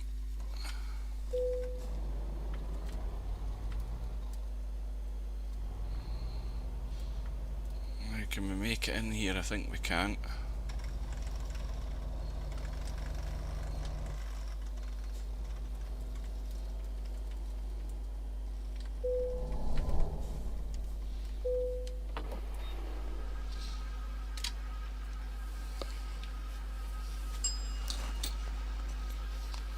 Right, quick look at the map, see where we are. That's where we started, down in, where the hell did we start again? Quellon. And we've done well over 1,000 miles. We are now there. And we've got all the way up there to go, right up to Colombia, pretty much. Good afternoon, Parliament. So we've been at it for what seems like 2 hours. We've got, how far is that saying? Is that 3.8 or something? I can't read it in the top right, but it's about 3,800. Let me get out my chair and have a look. I need to go right up to the screen to have a look at this. Or is it 3,805 miles still to go, and we've still to get onto the Atacama, I think, because there's a big sign above it.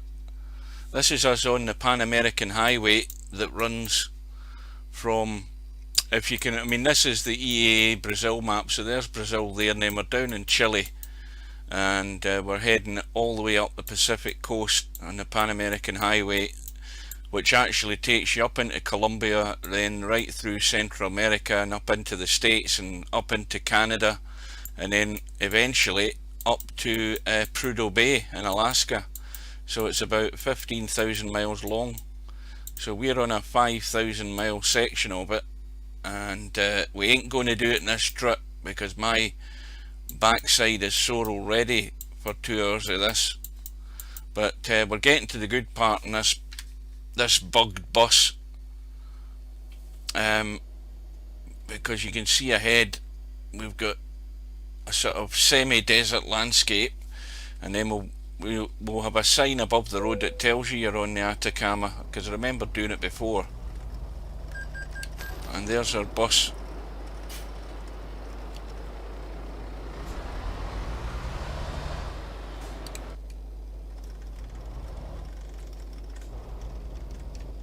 Right, now is he going to let us out?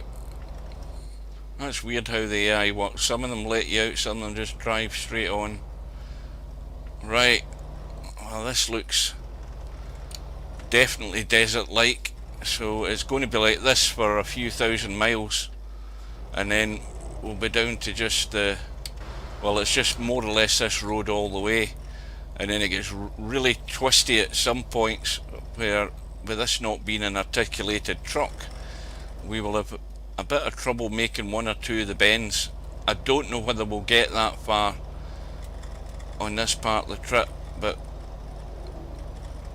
we're going to get the occasional glitch, a little pause caused by either the bus, but more likely to be caused by the invisible trailer.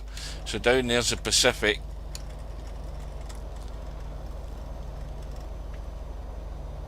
And just keep your eye out if we get this far for the sign to tell us that we're officially, well, we know we're on the Pan American Highway, but once we enter the Atacama, it'll look totally different.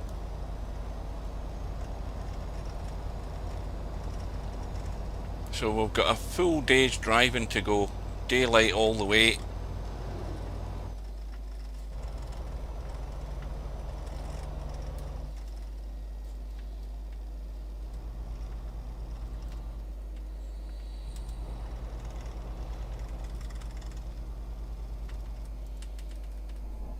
Sign. Oh, roadworks, there we go, knew that was coming.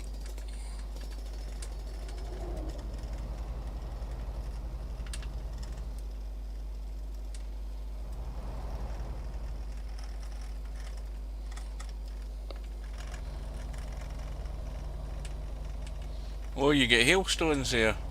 Well, I think we've got sunshine and showers rattling through, but I haven't heard anything, so I don't think we've had anything bad.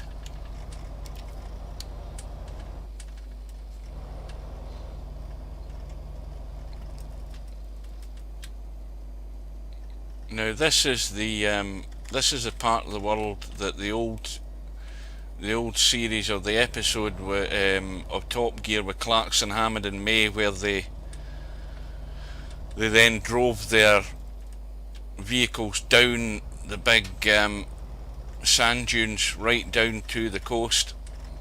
Well, I think two of them made it. I don't think Hammond's car made it. I think it ended up getting wrecked on the big sand dune. But this is the part of the world they were in. Pacific Ocean, hugging the coastline.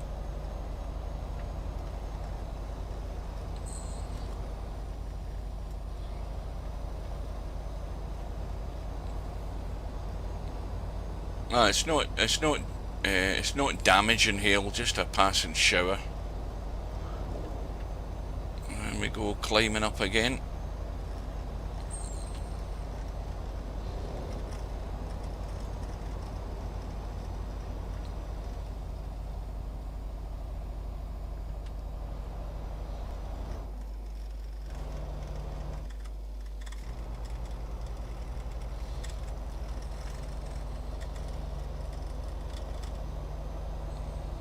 Well, this is definitely what I'd classify as desert.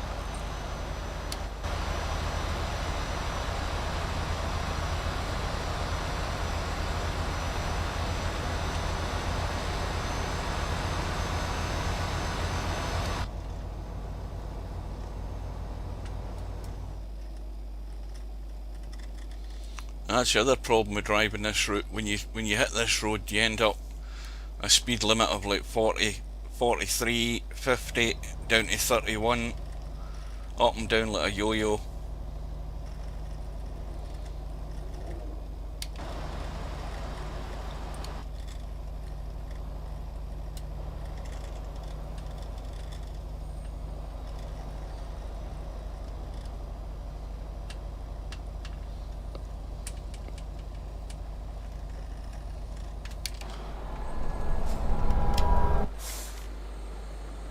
Cuesta. I like to read the signs. That's one thing about the EA Brazil map. There are hundreds and hundreds of signs to be read, all in Portuguese. And up and up and up we go.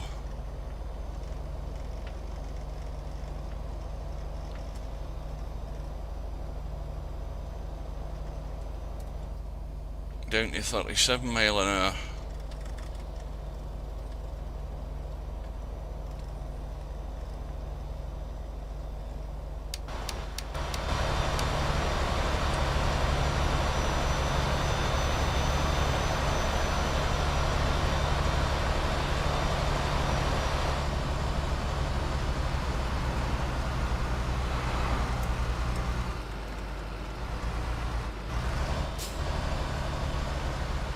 Now hang on a minute.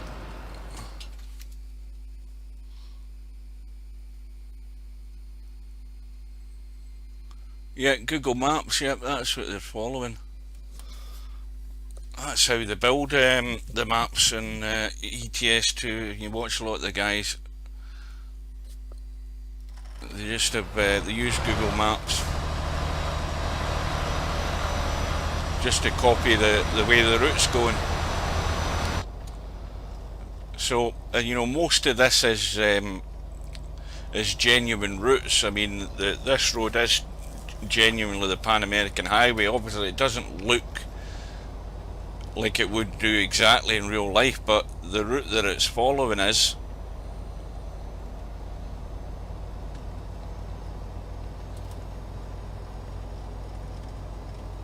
This is going to be slow going for a long time. And then you've got the big, long, boring, straight part, like driving in the outback of Australia. Just a huge, long bit of road. It must be it feels like a couple of 100 miles, because I've driven this before in a previous version.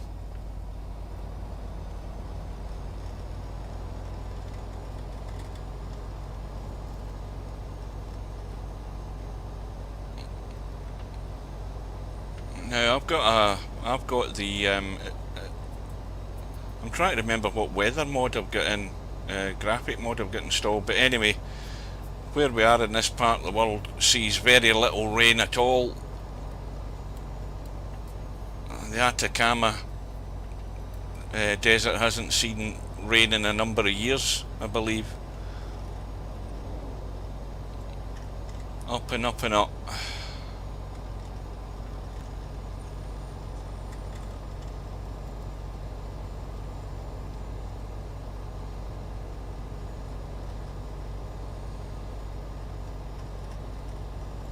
I believe we're still approaching it, because I haven't seen the official sign yet. Because I think there's a sign above the road, if I can remember that far back.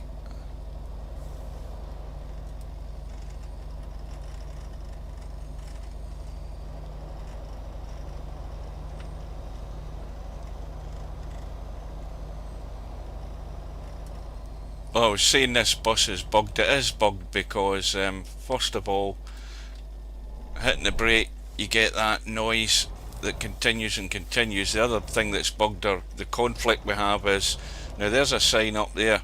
The conflict we have is actually that my virtual mirrors don't work with the 3 different GPS mods that I've tried. Well, that sign's for the other people. Now we're coming to a border, or at least it looks like it. Let's just see what it says.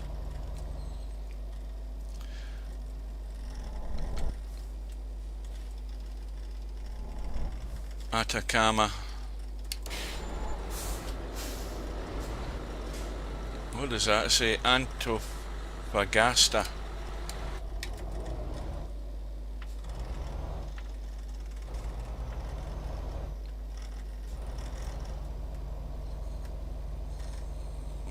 Let's just have a read at this sign as well. That's the noise of those brakes. Bienvenido la whatever it is, region Antofagasta Magica y sorprendente. Whatever the hell that says. Bienvenido la Comuna de la Tal, whatever it is, region. Right, well, this is pretty barren looking. Let's go. Let's see if I can sneak a quick drink before I need to steer again.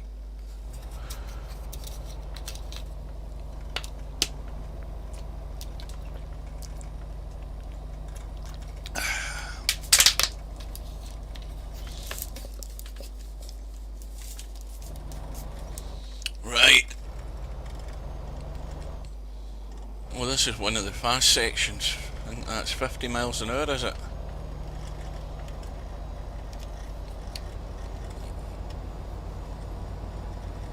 So we're probably a few thousand feet up now.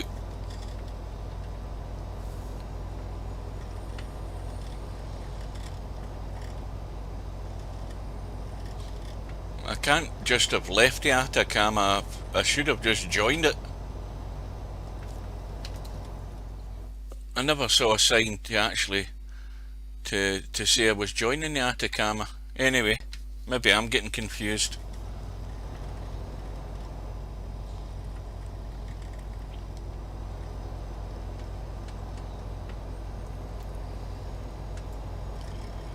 Let's keep this speed up as fast as we can without breaking the limit, you'll understand.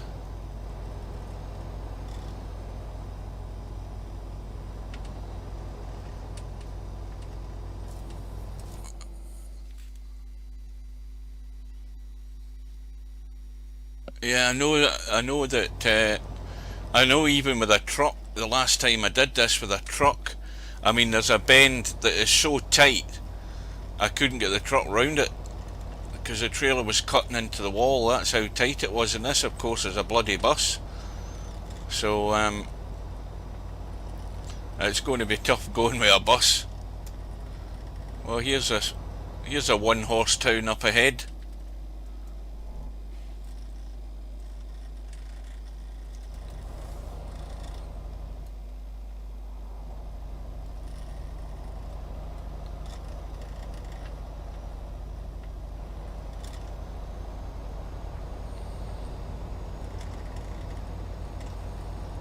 Well, we'll get the well, I was going to say we'll get the cruise control on. Right, there we go. And when you put the cruise control on, you can hear when it kicks the brake in, you get that noise, but that noise is really annoying if you're sitting in a hill. But as I say, I've heard that noise before with the previous bus mods, so it's obviously part of the deal, but I don't like it.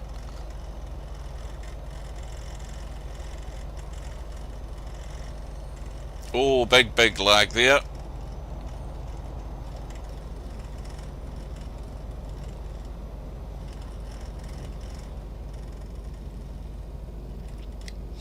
That's the downside to using this passenger trailer mod. Big cactus.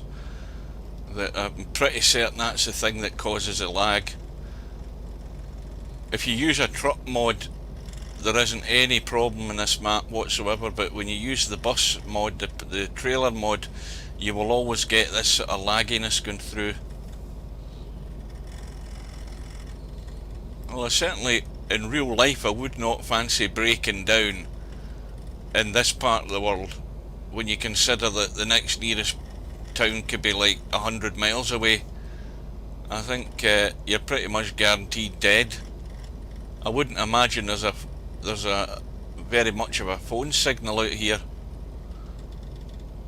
unless they have moved into the modern times. Let's read that one. What does that say? I can't, due to loading up more, whatever it is. I can't read it because of the sand.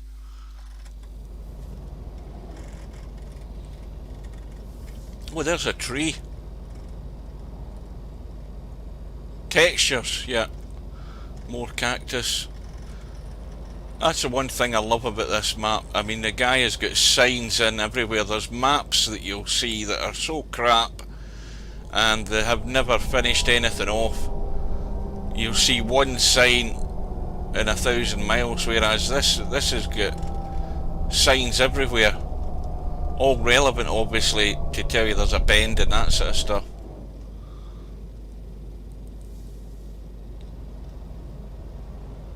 But all the signs to tell you the kilometre, I believe it's kilometres that they work with in Brazil.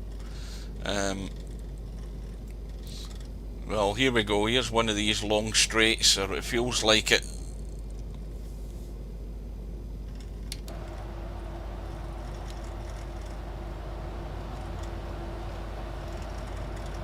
Oh, all over the place. Don't start messing with the camera when you're supposed to be driving in a straight line.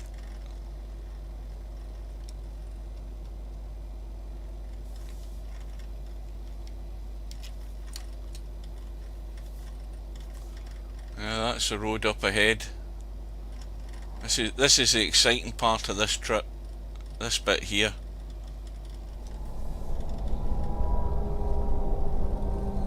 Cruise control sticks the brakes on again. It's what, just approaching noon, so at least we can enjoy this in the daylight. I hate driving this part of the map in darkness. You know, obviously you're not going to see anything at all.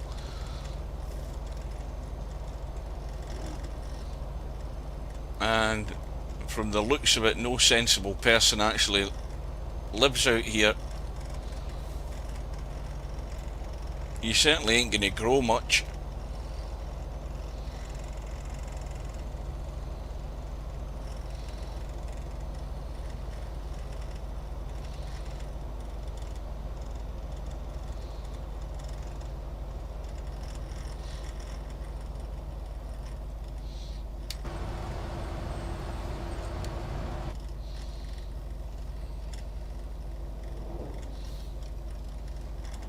So to the east of us, to our right hand side, somewhere over there on the right, there is the Andes Mountains, and between the Andes Mountains right up the west coast of South America is pretty much all desert.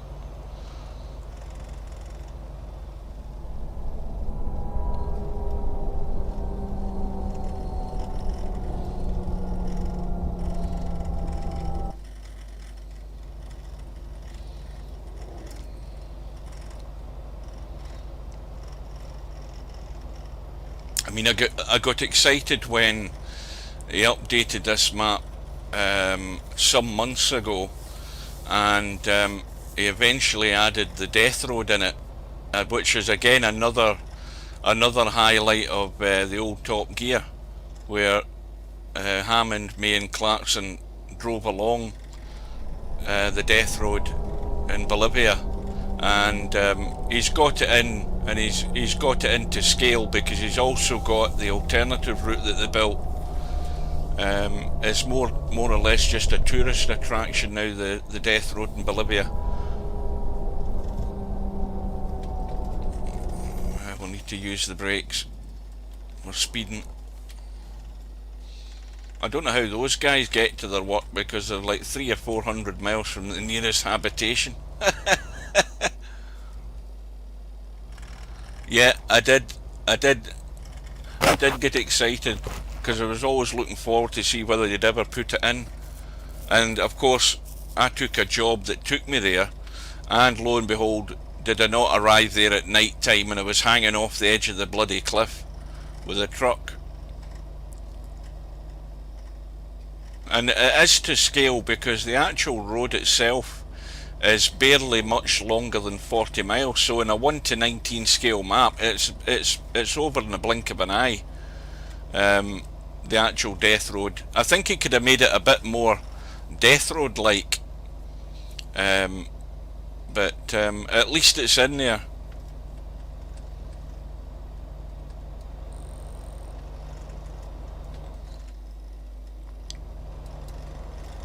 Oh, don't tell me we've got more wind turbines. There you go. If in doubt and you're wondering what to stick in the map, stick some wind turbines in. That'll always make it attractive looking.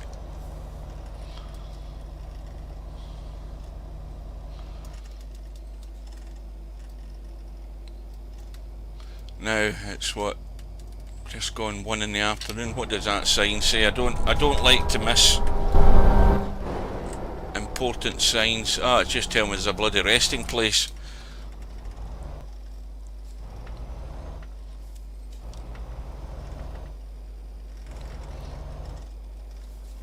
This is what's probably annoying for people who watch this, because I do like to catch, I mean, things are put in the map to catch your eye, and I like things to catch my eye. So I do have to spend a bit of time looking around to see what the, what assets are put in all the buildings.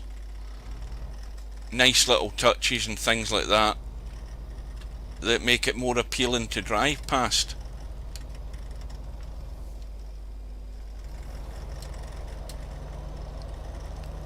I think you should take time to appreciate the work that people do for these maps.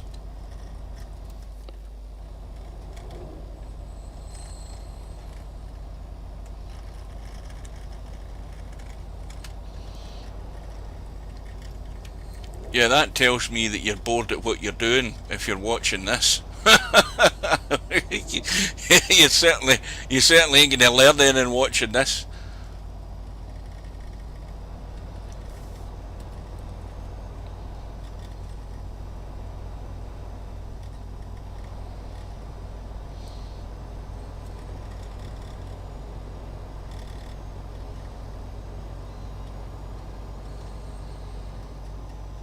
Well, you're the third person that's been on this stream and actually said anything today, Parliament. 2 guys come on, one said hello, the other one said hello, I said hello back, and then the 2 of them said, well, this is a piece of shit. Let's get out of here.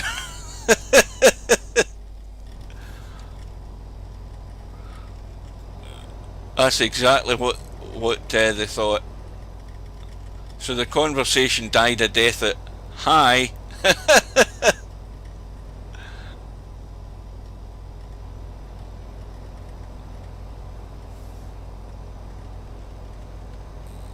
Oh, here's another exciting straight part of the road that we're on.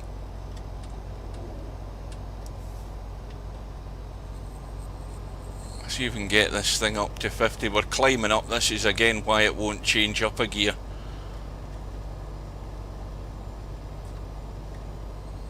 And there's no way in this earth I'm going out to buy a new wheel just because my gear stick doesn't really function properly and I have to drive an automatic. There's no way I'm doing it. The only way I'd ever buy a new steering wheel if the whole steering wheel fell apart in my hands.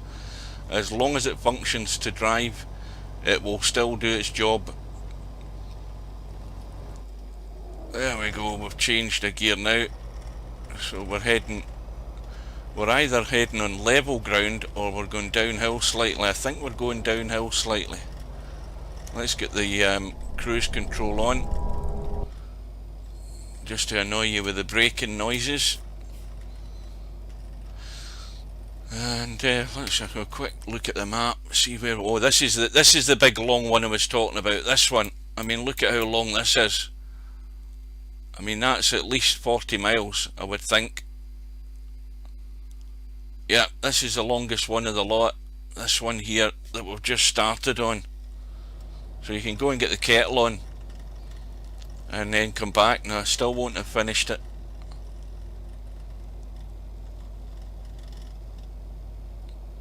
I wonder when that Australian Outback truck game is coming out. I stumbled across I don't know whether it was a promo video or it was the actual website or something, but I stumbled across that when I was rummaging through Google. I'm still waiting an Alaskan Truck Driver, so we'll get another 2 truck driving games to come out. Mind you, the Australian one will have to go a long way to make it exciting. If you're going from like north to south on it, it'll be like dirt roads and dead straight roads like this, but not just for like 40-50 miles, for a couple of 100 miles where there's not a bend, nothing on it. You're just staring at what's coming ahead of you.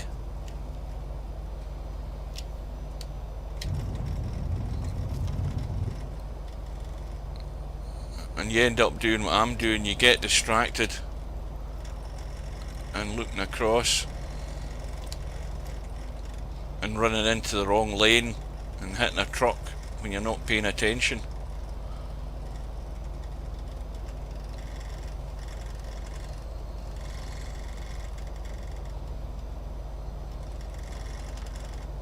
Now, how long have we got left before we need another rest stop? That's just wear and tear. Oh, we'll get damage to the trailer, but that's all wear and tear. So it is. Just for being on the road so long. We've got 3 hours left, so it's what? 3 o'clock in the afternoon, so 6 o'clock. So if we can stretch it a wee bit longer, it just means that when we have our rest and we get back on the road again, we'll have a full day's daylight.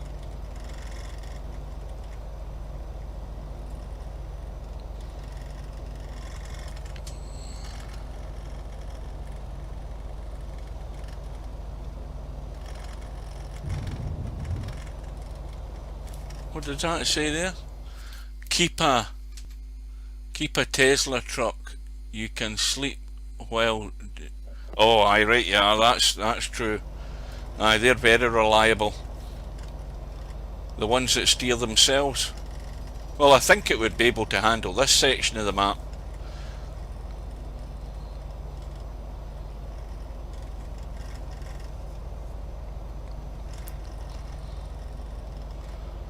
But the actual truck that I had before I decided to install the bus mod again was it's a Volvo, is it the FH12 Mega Mod, which is a good one because it's got umpteen different combinations of how you can set the truck up.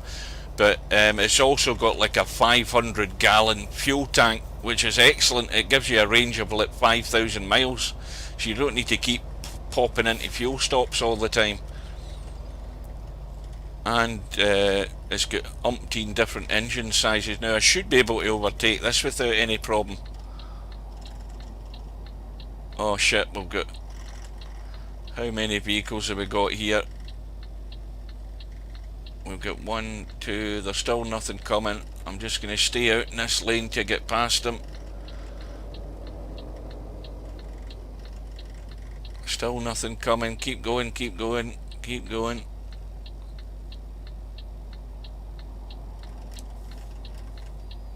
That'll do it. And we're still on the lot. I told you it was a long straight, didn't I? I wish I'd chosen another colour of text for this part of the map so I can read the chat. You need to get the transparency of the chat to 50%. Well, that is a point. Aye, for this type of map, but not for the pool game. But that is a valid piece of advice, yes.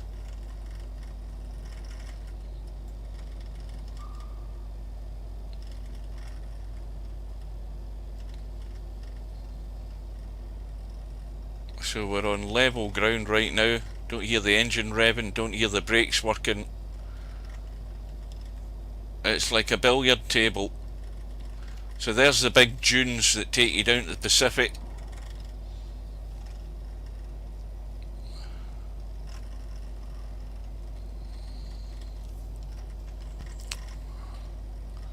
Now there, see if we can read this sign. What does that say? Is it another fuel stop or something?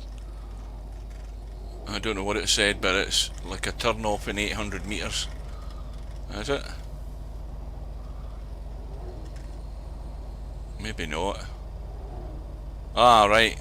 Well, we've got a motorway now. What speed are we going to get up to here? I bet it's still stuck at 50. I think it is. It probably won't last long. It's only because it's going to end up in like a junction or something. I don't know.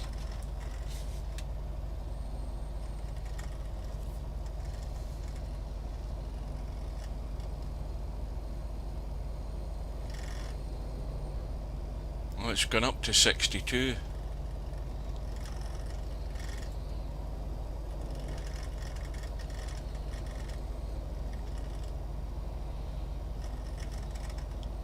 It's going to narrow down to a single lane.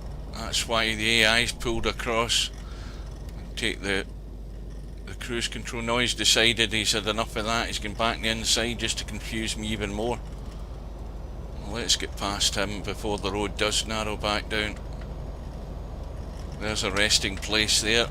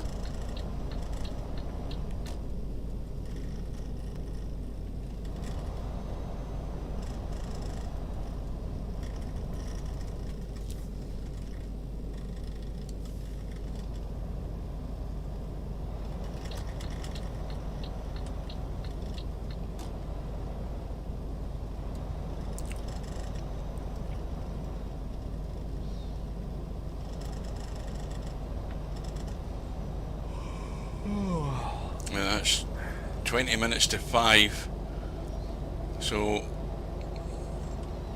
about another hour. Now what would be ideal is if a resting place came now, then we know that it won't be that far to the next one, because then we can get the timing right so that we can use up most of the day, or the most of what's left of daylight, so that when we get up tomorrow we've got again another full day's driving in the daylight rather than darkness.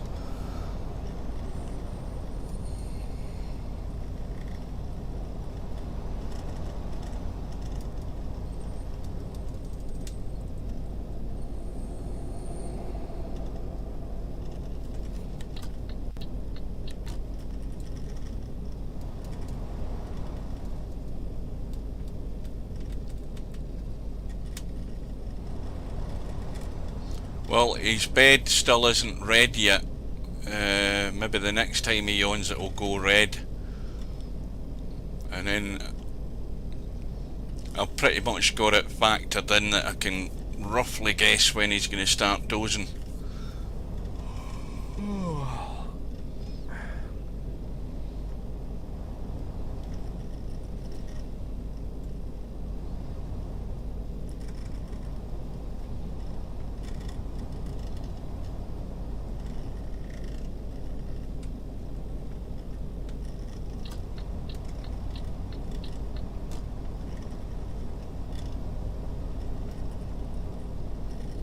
There's a resting place there, so we should be able to make it to the next one, he says confidently.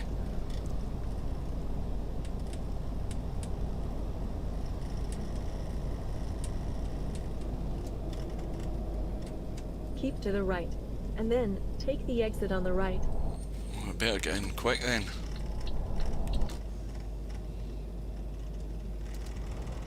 Use the right exit ahead. Well, that just basically means keep straight on, because of the way this road's, or the way this road maps out. The GPS has difficulty understanding that.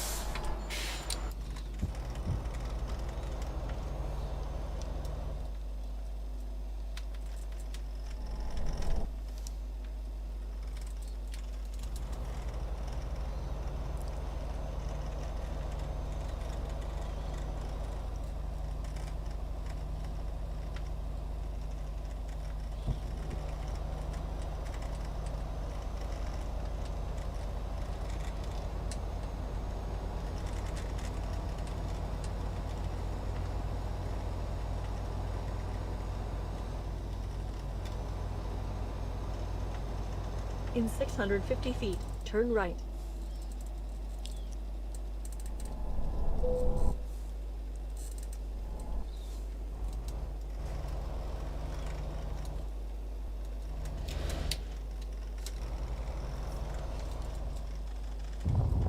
Turn right. It should say go straight on, but as I say, it doesn't understand the layout of the road, really. It makes the best use of whatever way it's been programmed.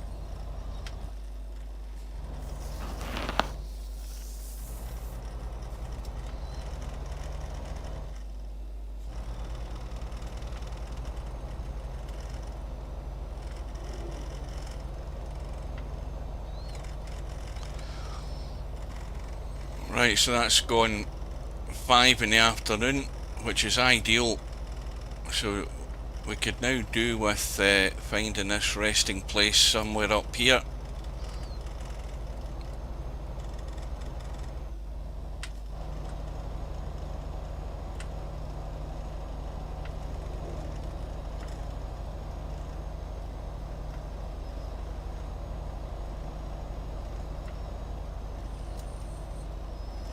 And the sun's already down.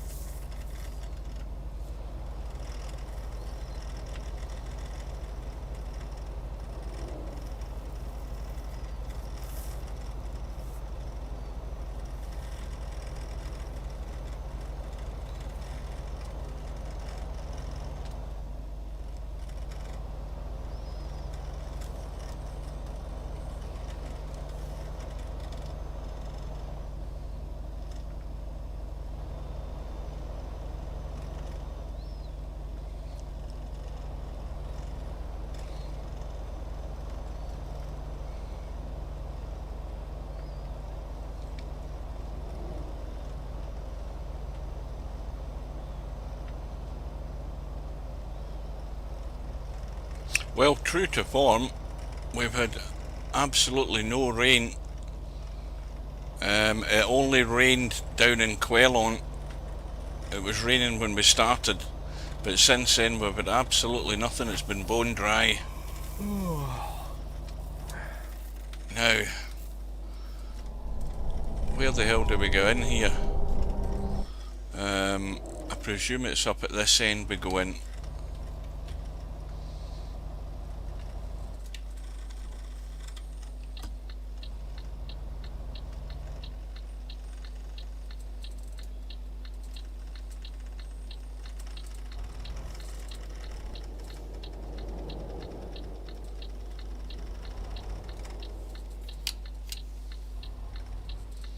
More to the point, where do we rest? I think it's here. I think it's just in at this spot here.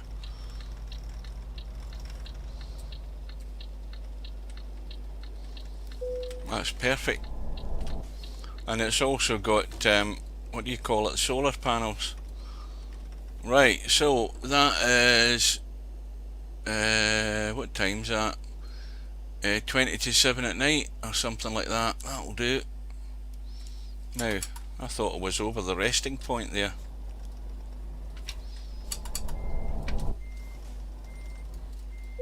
There we are, that's it. Right, there we go. So that will again bring us round nearer dawn this time. Yep, 3:40. So we'll top up the fuel.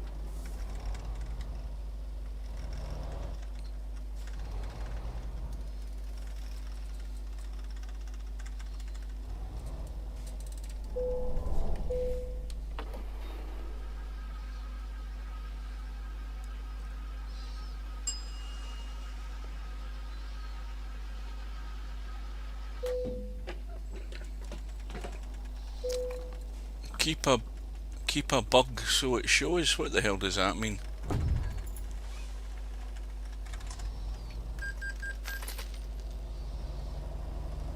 Now, are we going to be able to get out of here? Oh, there's another resting place there. I could have drove there.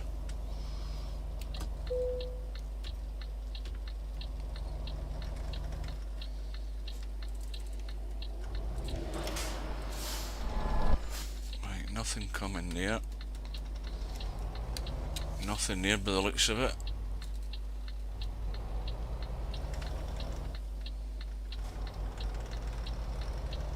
Right, so we are fully rested. We've got a full tank of fuel and we're just waiting on dawn breaking.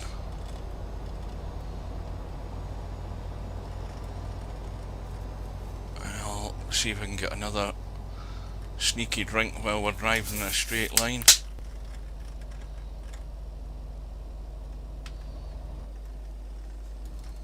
I'm trying to open this bottle and keep the I was going to say the truck, keep the bus, and it keeps veering to the left. Wait a minute.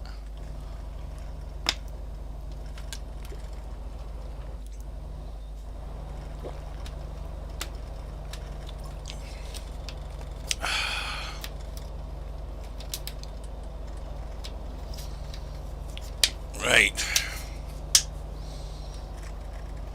Let's have another quick look at the map just to see where we are.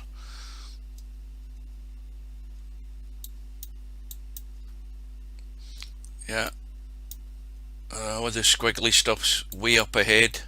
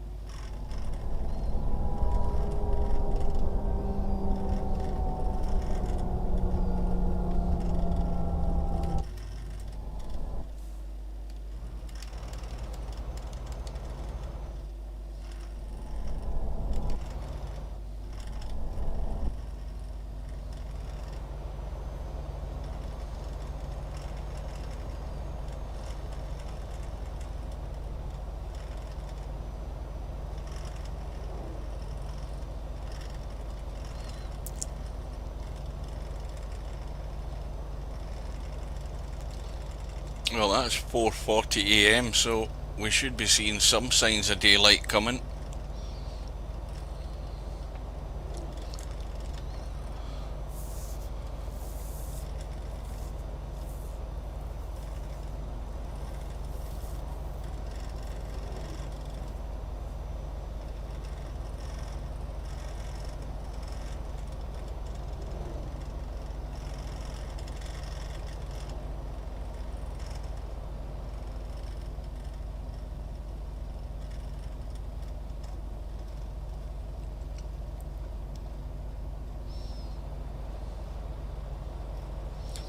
Right, cruise control off now. In 650 feet, turn right. Same thing again. We'll get this bit here where the road blends with that other one, and then it's telling you to turn right, but again we know it's just straight ahead.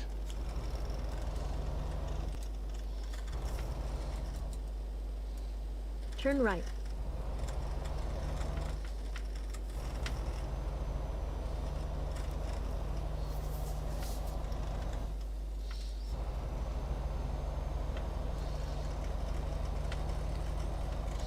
Well, it's gone past 5 AM. Dawn's breaking a bit later down here.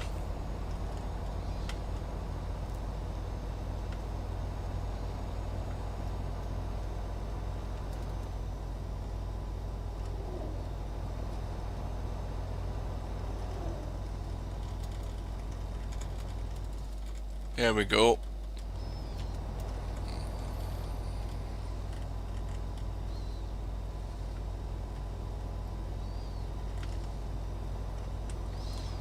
Well, I'm better off with the high beams. At least it gives me a chance of seeing something that's in the middle of the road up ahead before I hit it.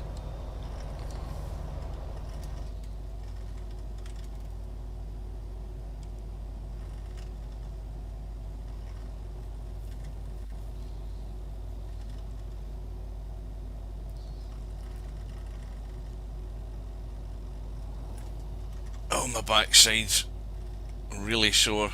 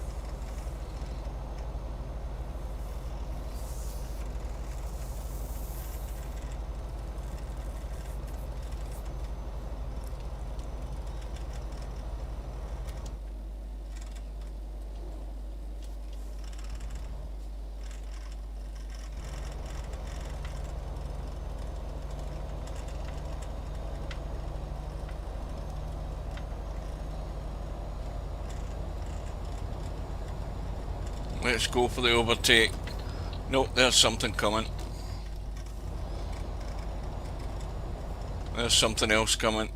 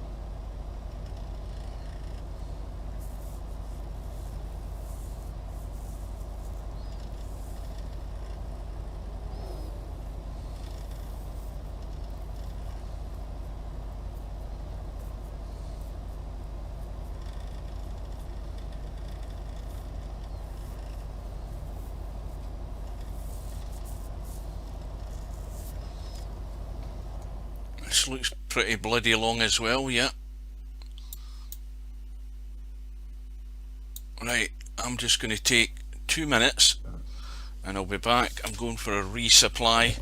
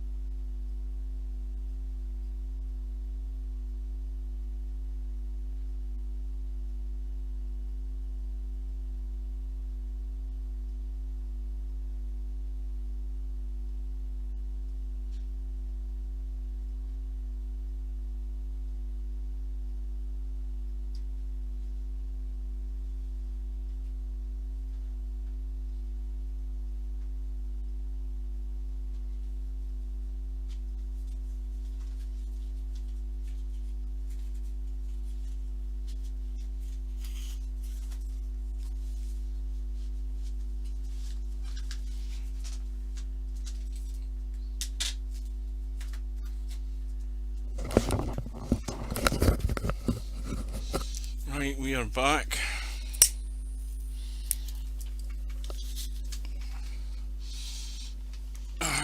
Right, trying to get comfortable.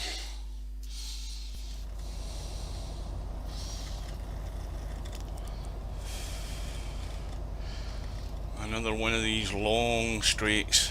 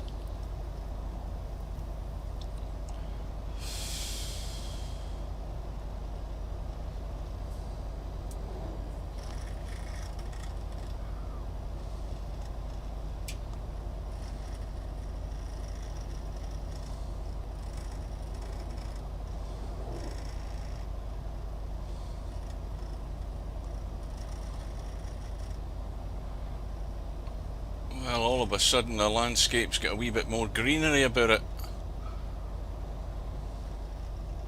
Well, at that part it has.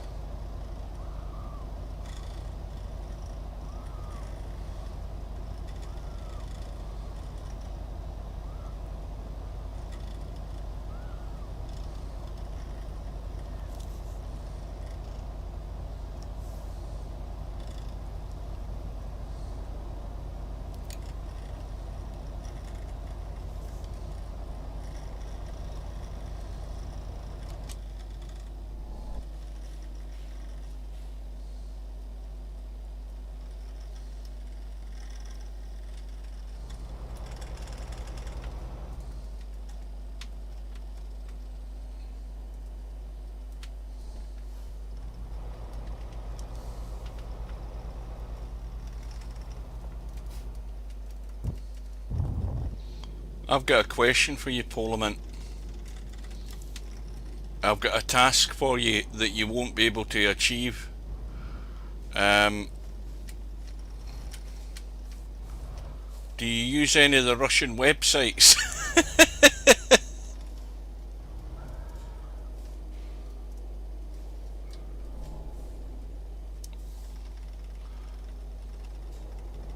How come we're going backwards?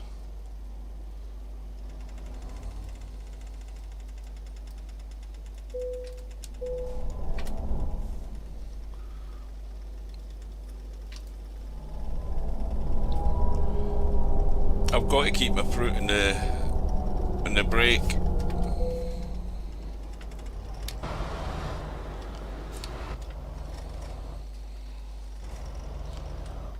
Because what I'm looking for is a proper working version of the Harsh Russian map, which there are versions of it that have supposed to been adapted for version 1.38 of Eurotruck, but it's bugged. The trucks, some of the trucks trailers have got red wheels where the textures are missing, and the other thing in the versions I've tried, they all crash at certain points. And the problem, of course, with that map is you have to know Goba, the guy that makes it. You have to speak Russian fluently, and you have to talk to him on Skype to be able to buy the map off him. I can barely speak English as it is, let alone speak Russian.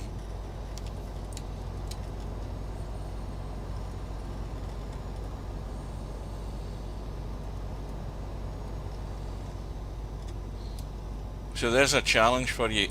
See if you can find a Russian website, a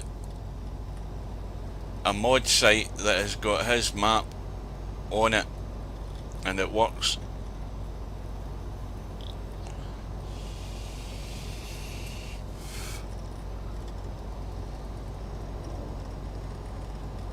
Of course, you'd probably have to search for it in Russian rather than called it the Harsh Russian. You'd have to use the Russian Cyrillic text, copy it off a link on Google. There's plenty of links about the map, but there's bound to be a dodgy Russian website that's got some guys uploaded it in full, proper working version.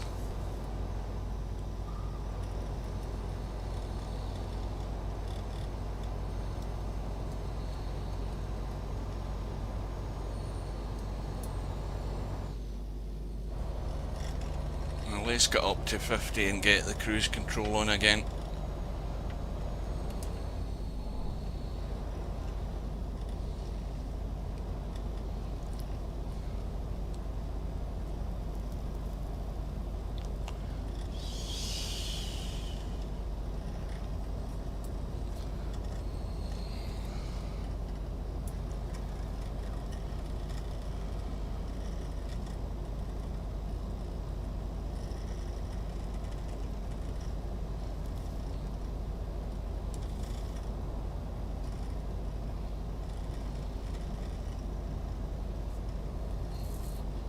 I mean, I've drove a fair few thousand miles on this map.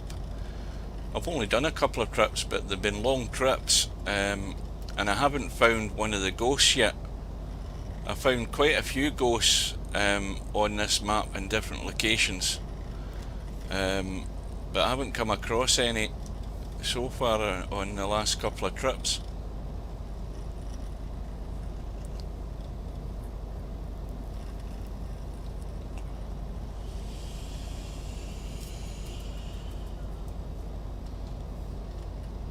Oh, big lag there. Always get worried when I see that because you think it's going to crash.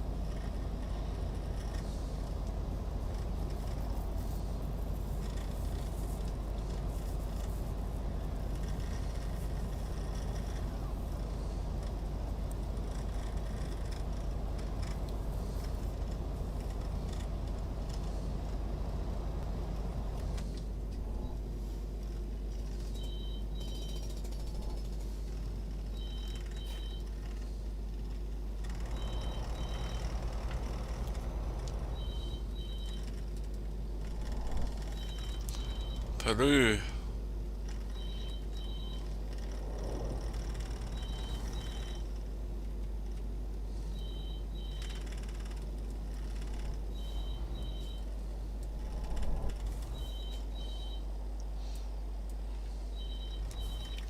What does that say there? Alto Hospicio.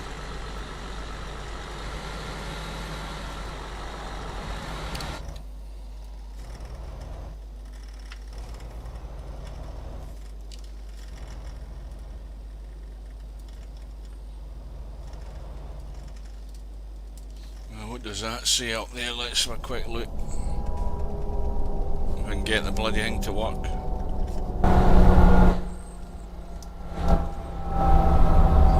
Pan American and Norte.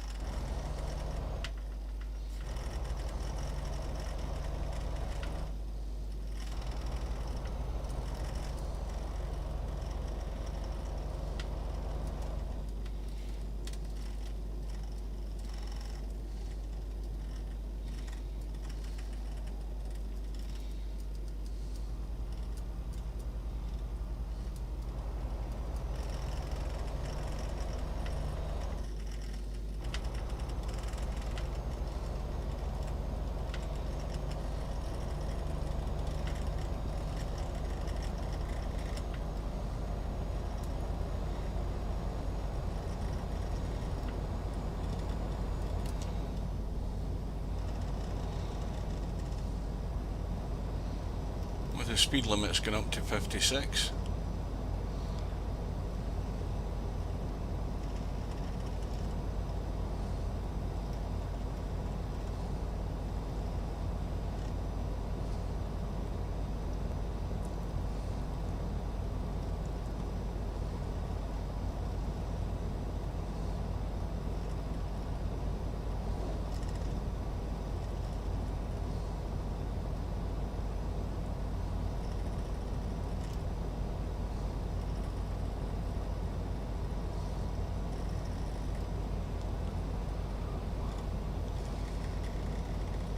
It's just gone for 10:05 in the morning.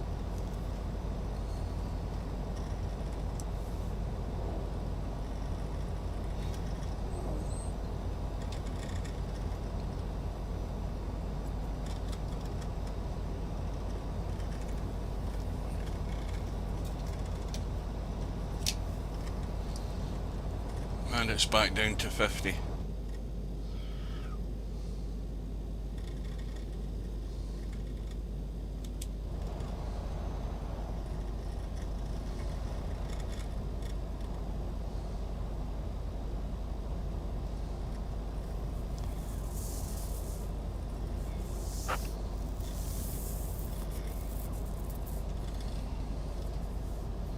Well, we've spotted one glitch in the map where behind that fuel stop that we had much earlier on, there was a piece of the landscape missing, but other than that it's all been fine.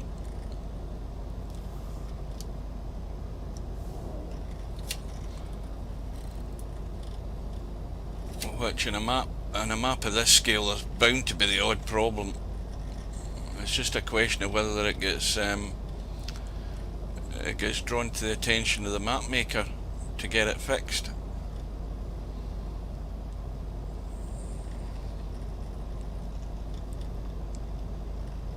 And a new version of this map will be out fairly shortly, I would think. He's already been doing testing on 139, and also I don't know whether he's going to bring it out with a further expansion further northwest, but it's a map that continues to grow, and the new version should be out fairly soon. I would imagine when the 139 version goes live. It's only in its beta phase at the moment, which probably won't last that long, maybe a week or so.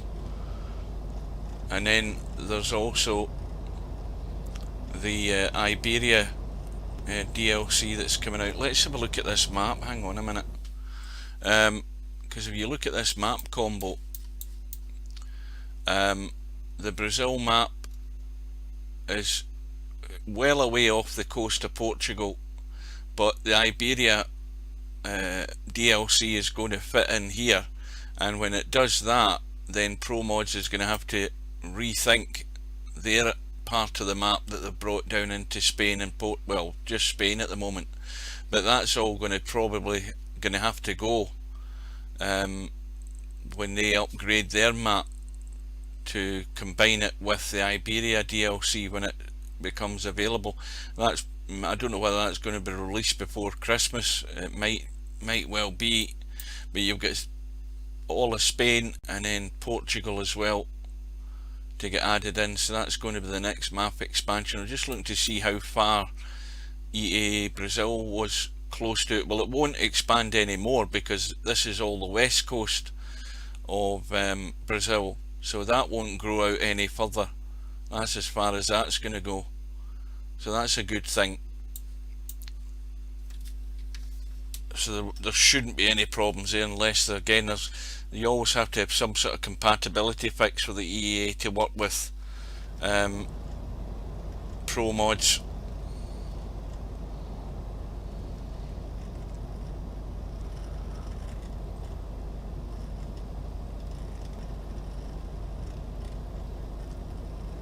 I'm actually getting hungry.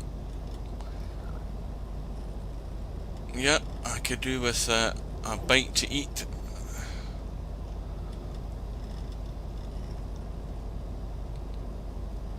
But there's no way I've got the stamina to go all the way to do the remaining whatever 1,000 miles is left. I can't read it. I think it's still over 3,000 we've still to do. Maybe just ticking down. It looks as if it's ticking down close to the 3,000.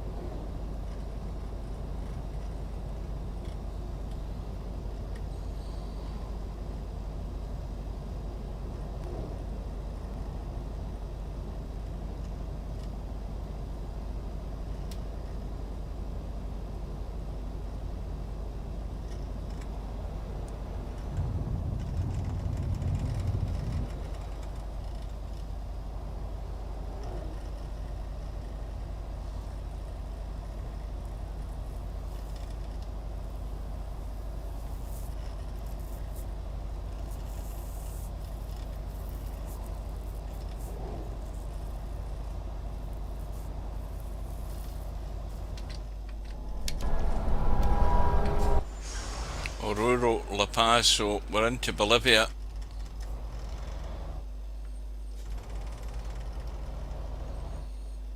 And just to the east of La Paz, I think it is the Death Road. Let's have a look at the map just to show you where it is.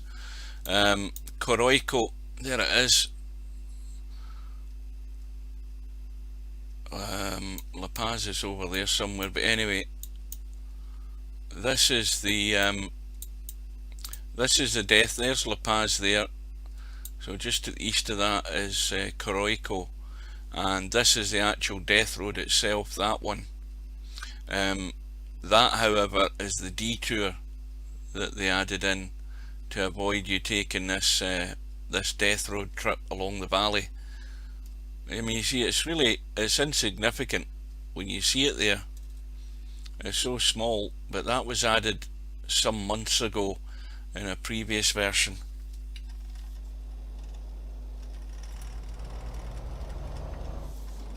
So that's the way over to La Paz.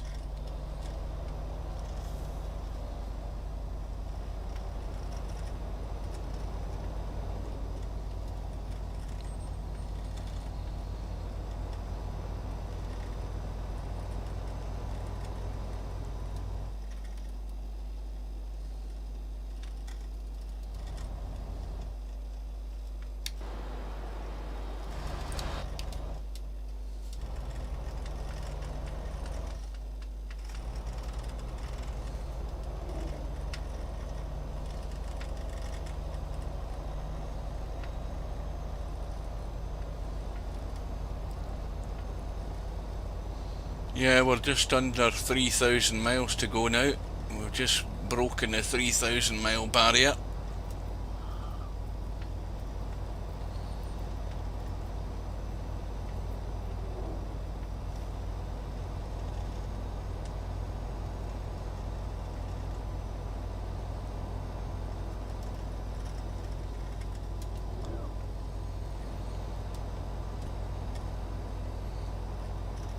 Well, it's a bit misty and foggy here. Or could that be a sandstorm?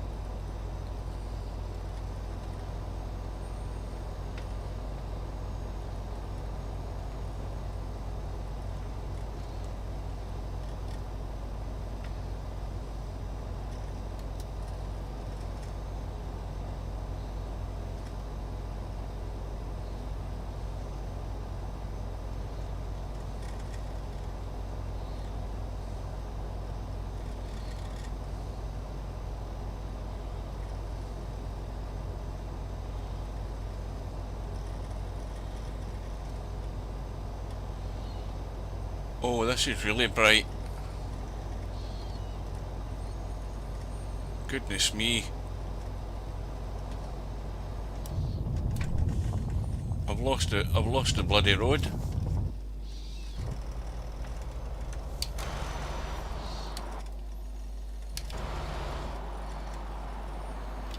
What, we're driving through sand?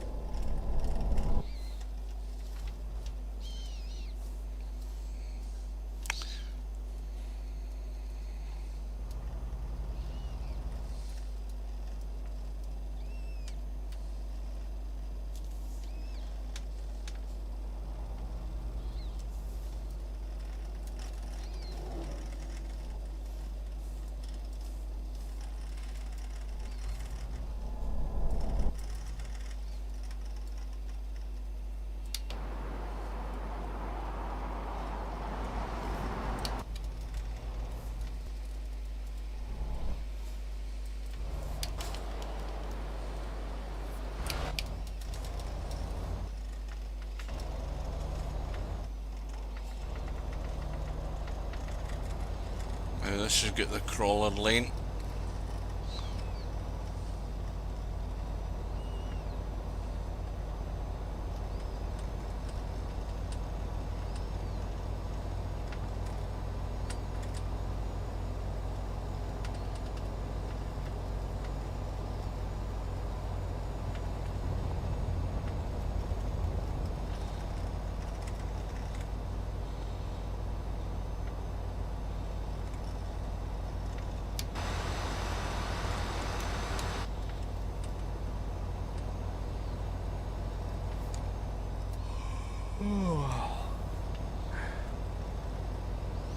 What time is that?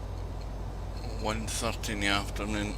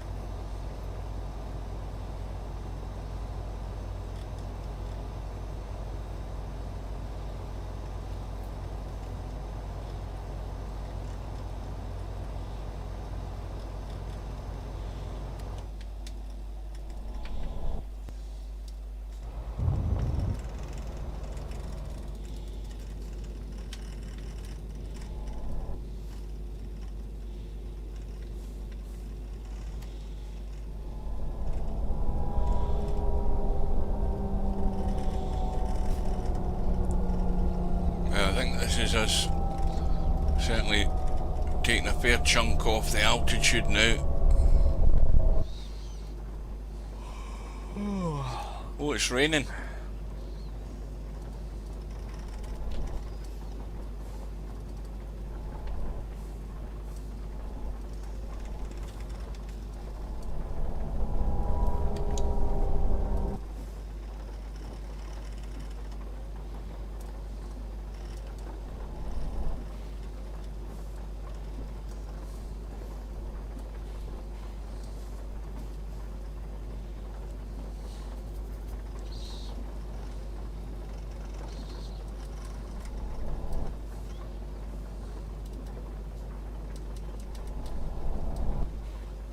Yeah, there's a big drop.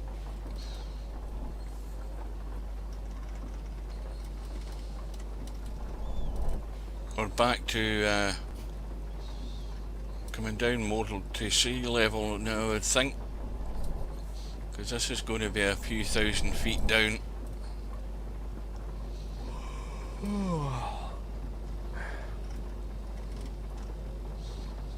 And we've got to keep an eye on where the next resting place is going to be. What time's that? 3:30, 2:30 in the afternoon.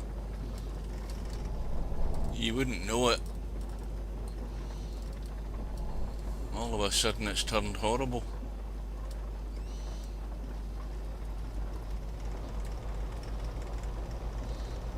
There's something up ahead.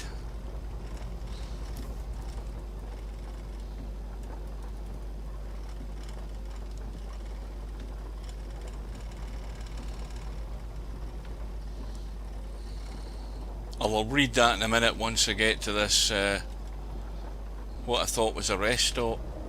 I might be wrong. Is that it in there? Aye, it is. Right.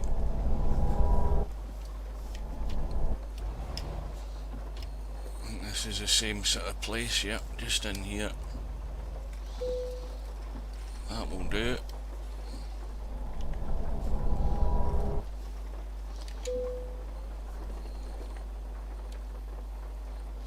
So, off for a shower, back later if you are still on.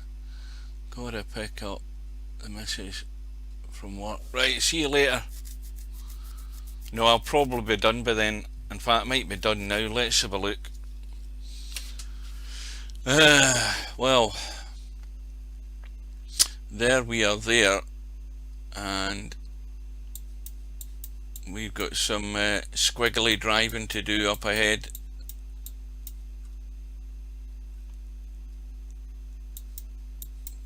But that's where we've come from, all the way down there at Quellon and all the way up to here. That's how far we've got, and this is how far we've still to go. So we're probably about the halfway point, and I reckon that that is probably a good point. In fact, we need to just top up the fuel before we start again. I need to remember to do that, but that is probably a good point to call this quits for part one of this trip on the Pan American Highway on the EAA Brazil map, heading up to Colombia, or maybe just south of it. I don't know whether that is or isn't in Colombia, but it's near enough it, and we will be back to finish that off. Now I wonder whether that road is ever going to be extended over here, or whether it can be or not. We'll find that out in the future. So with that, thanks for watching. Until we meet again, we will see you again soon.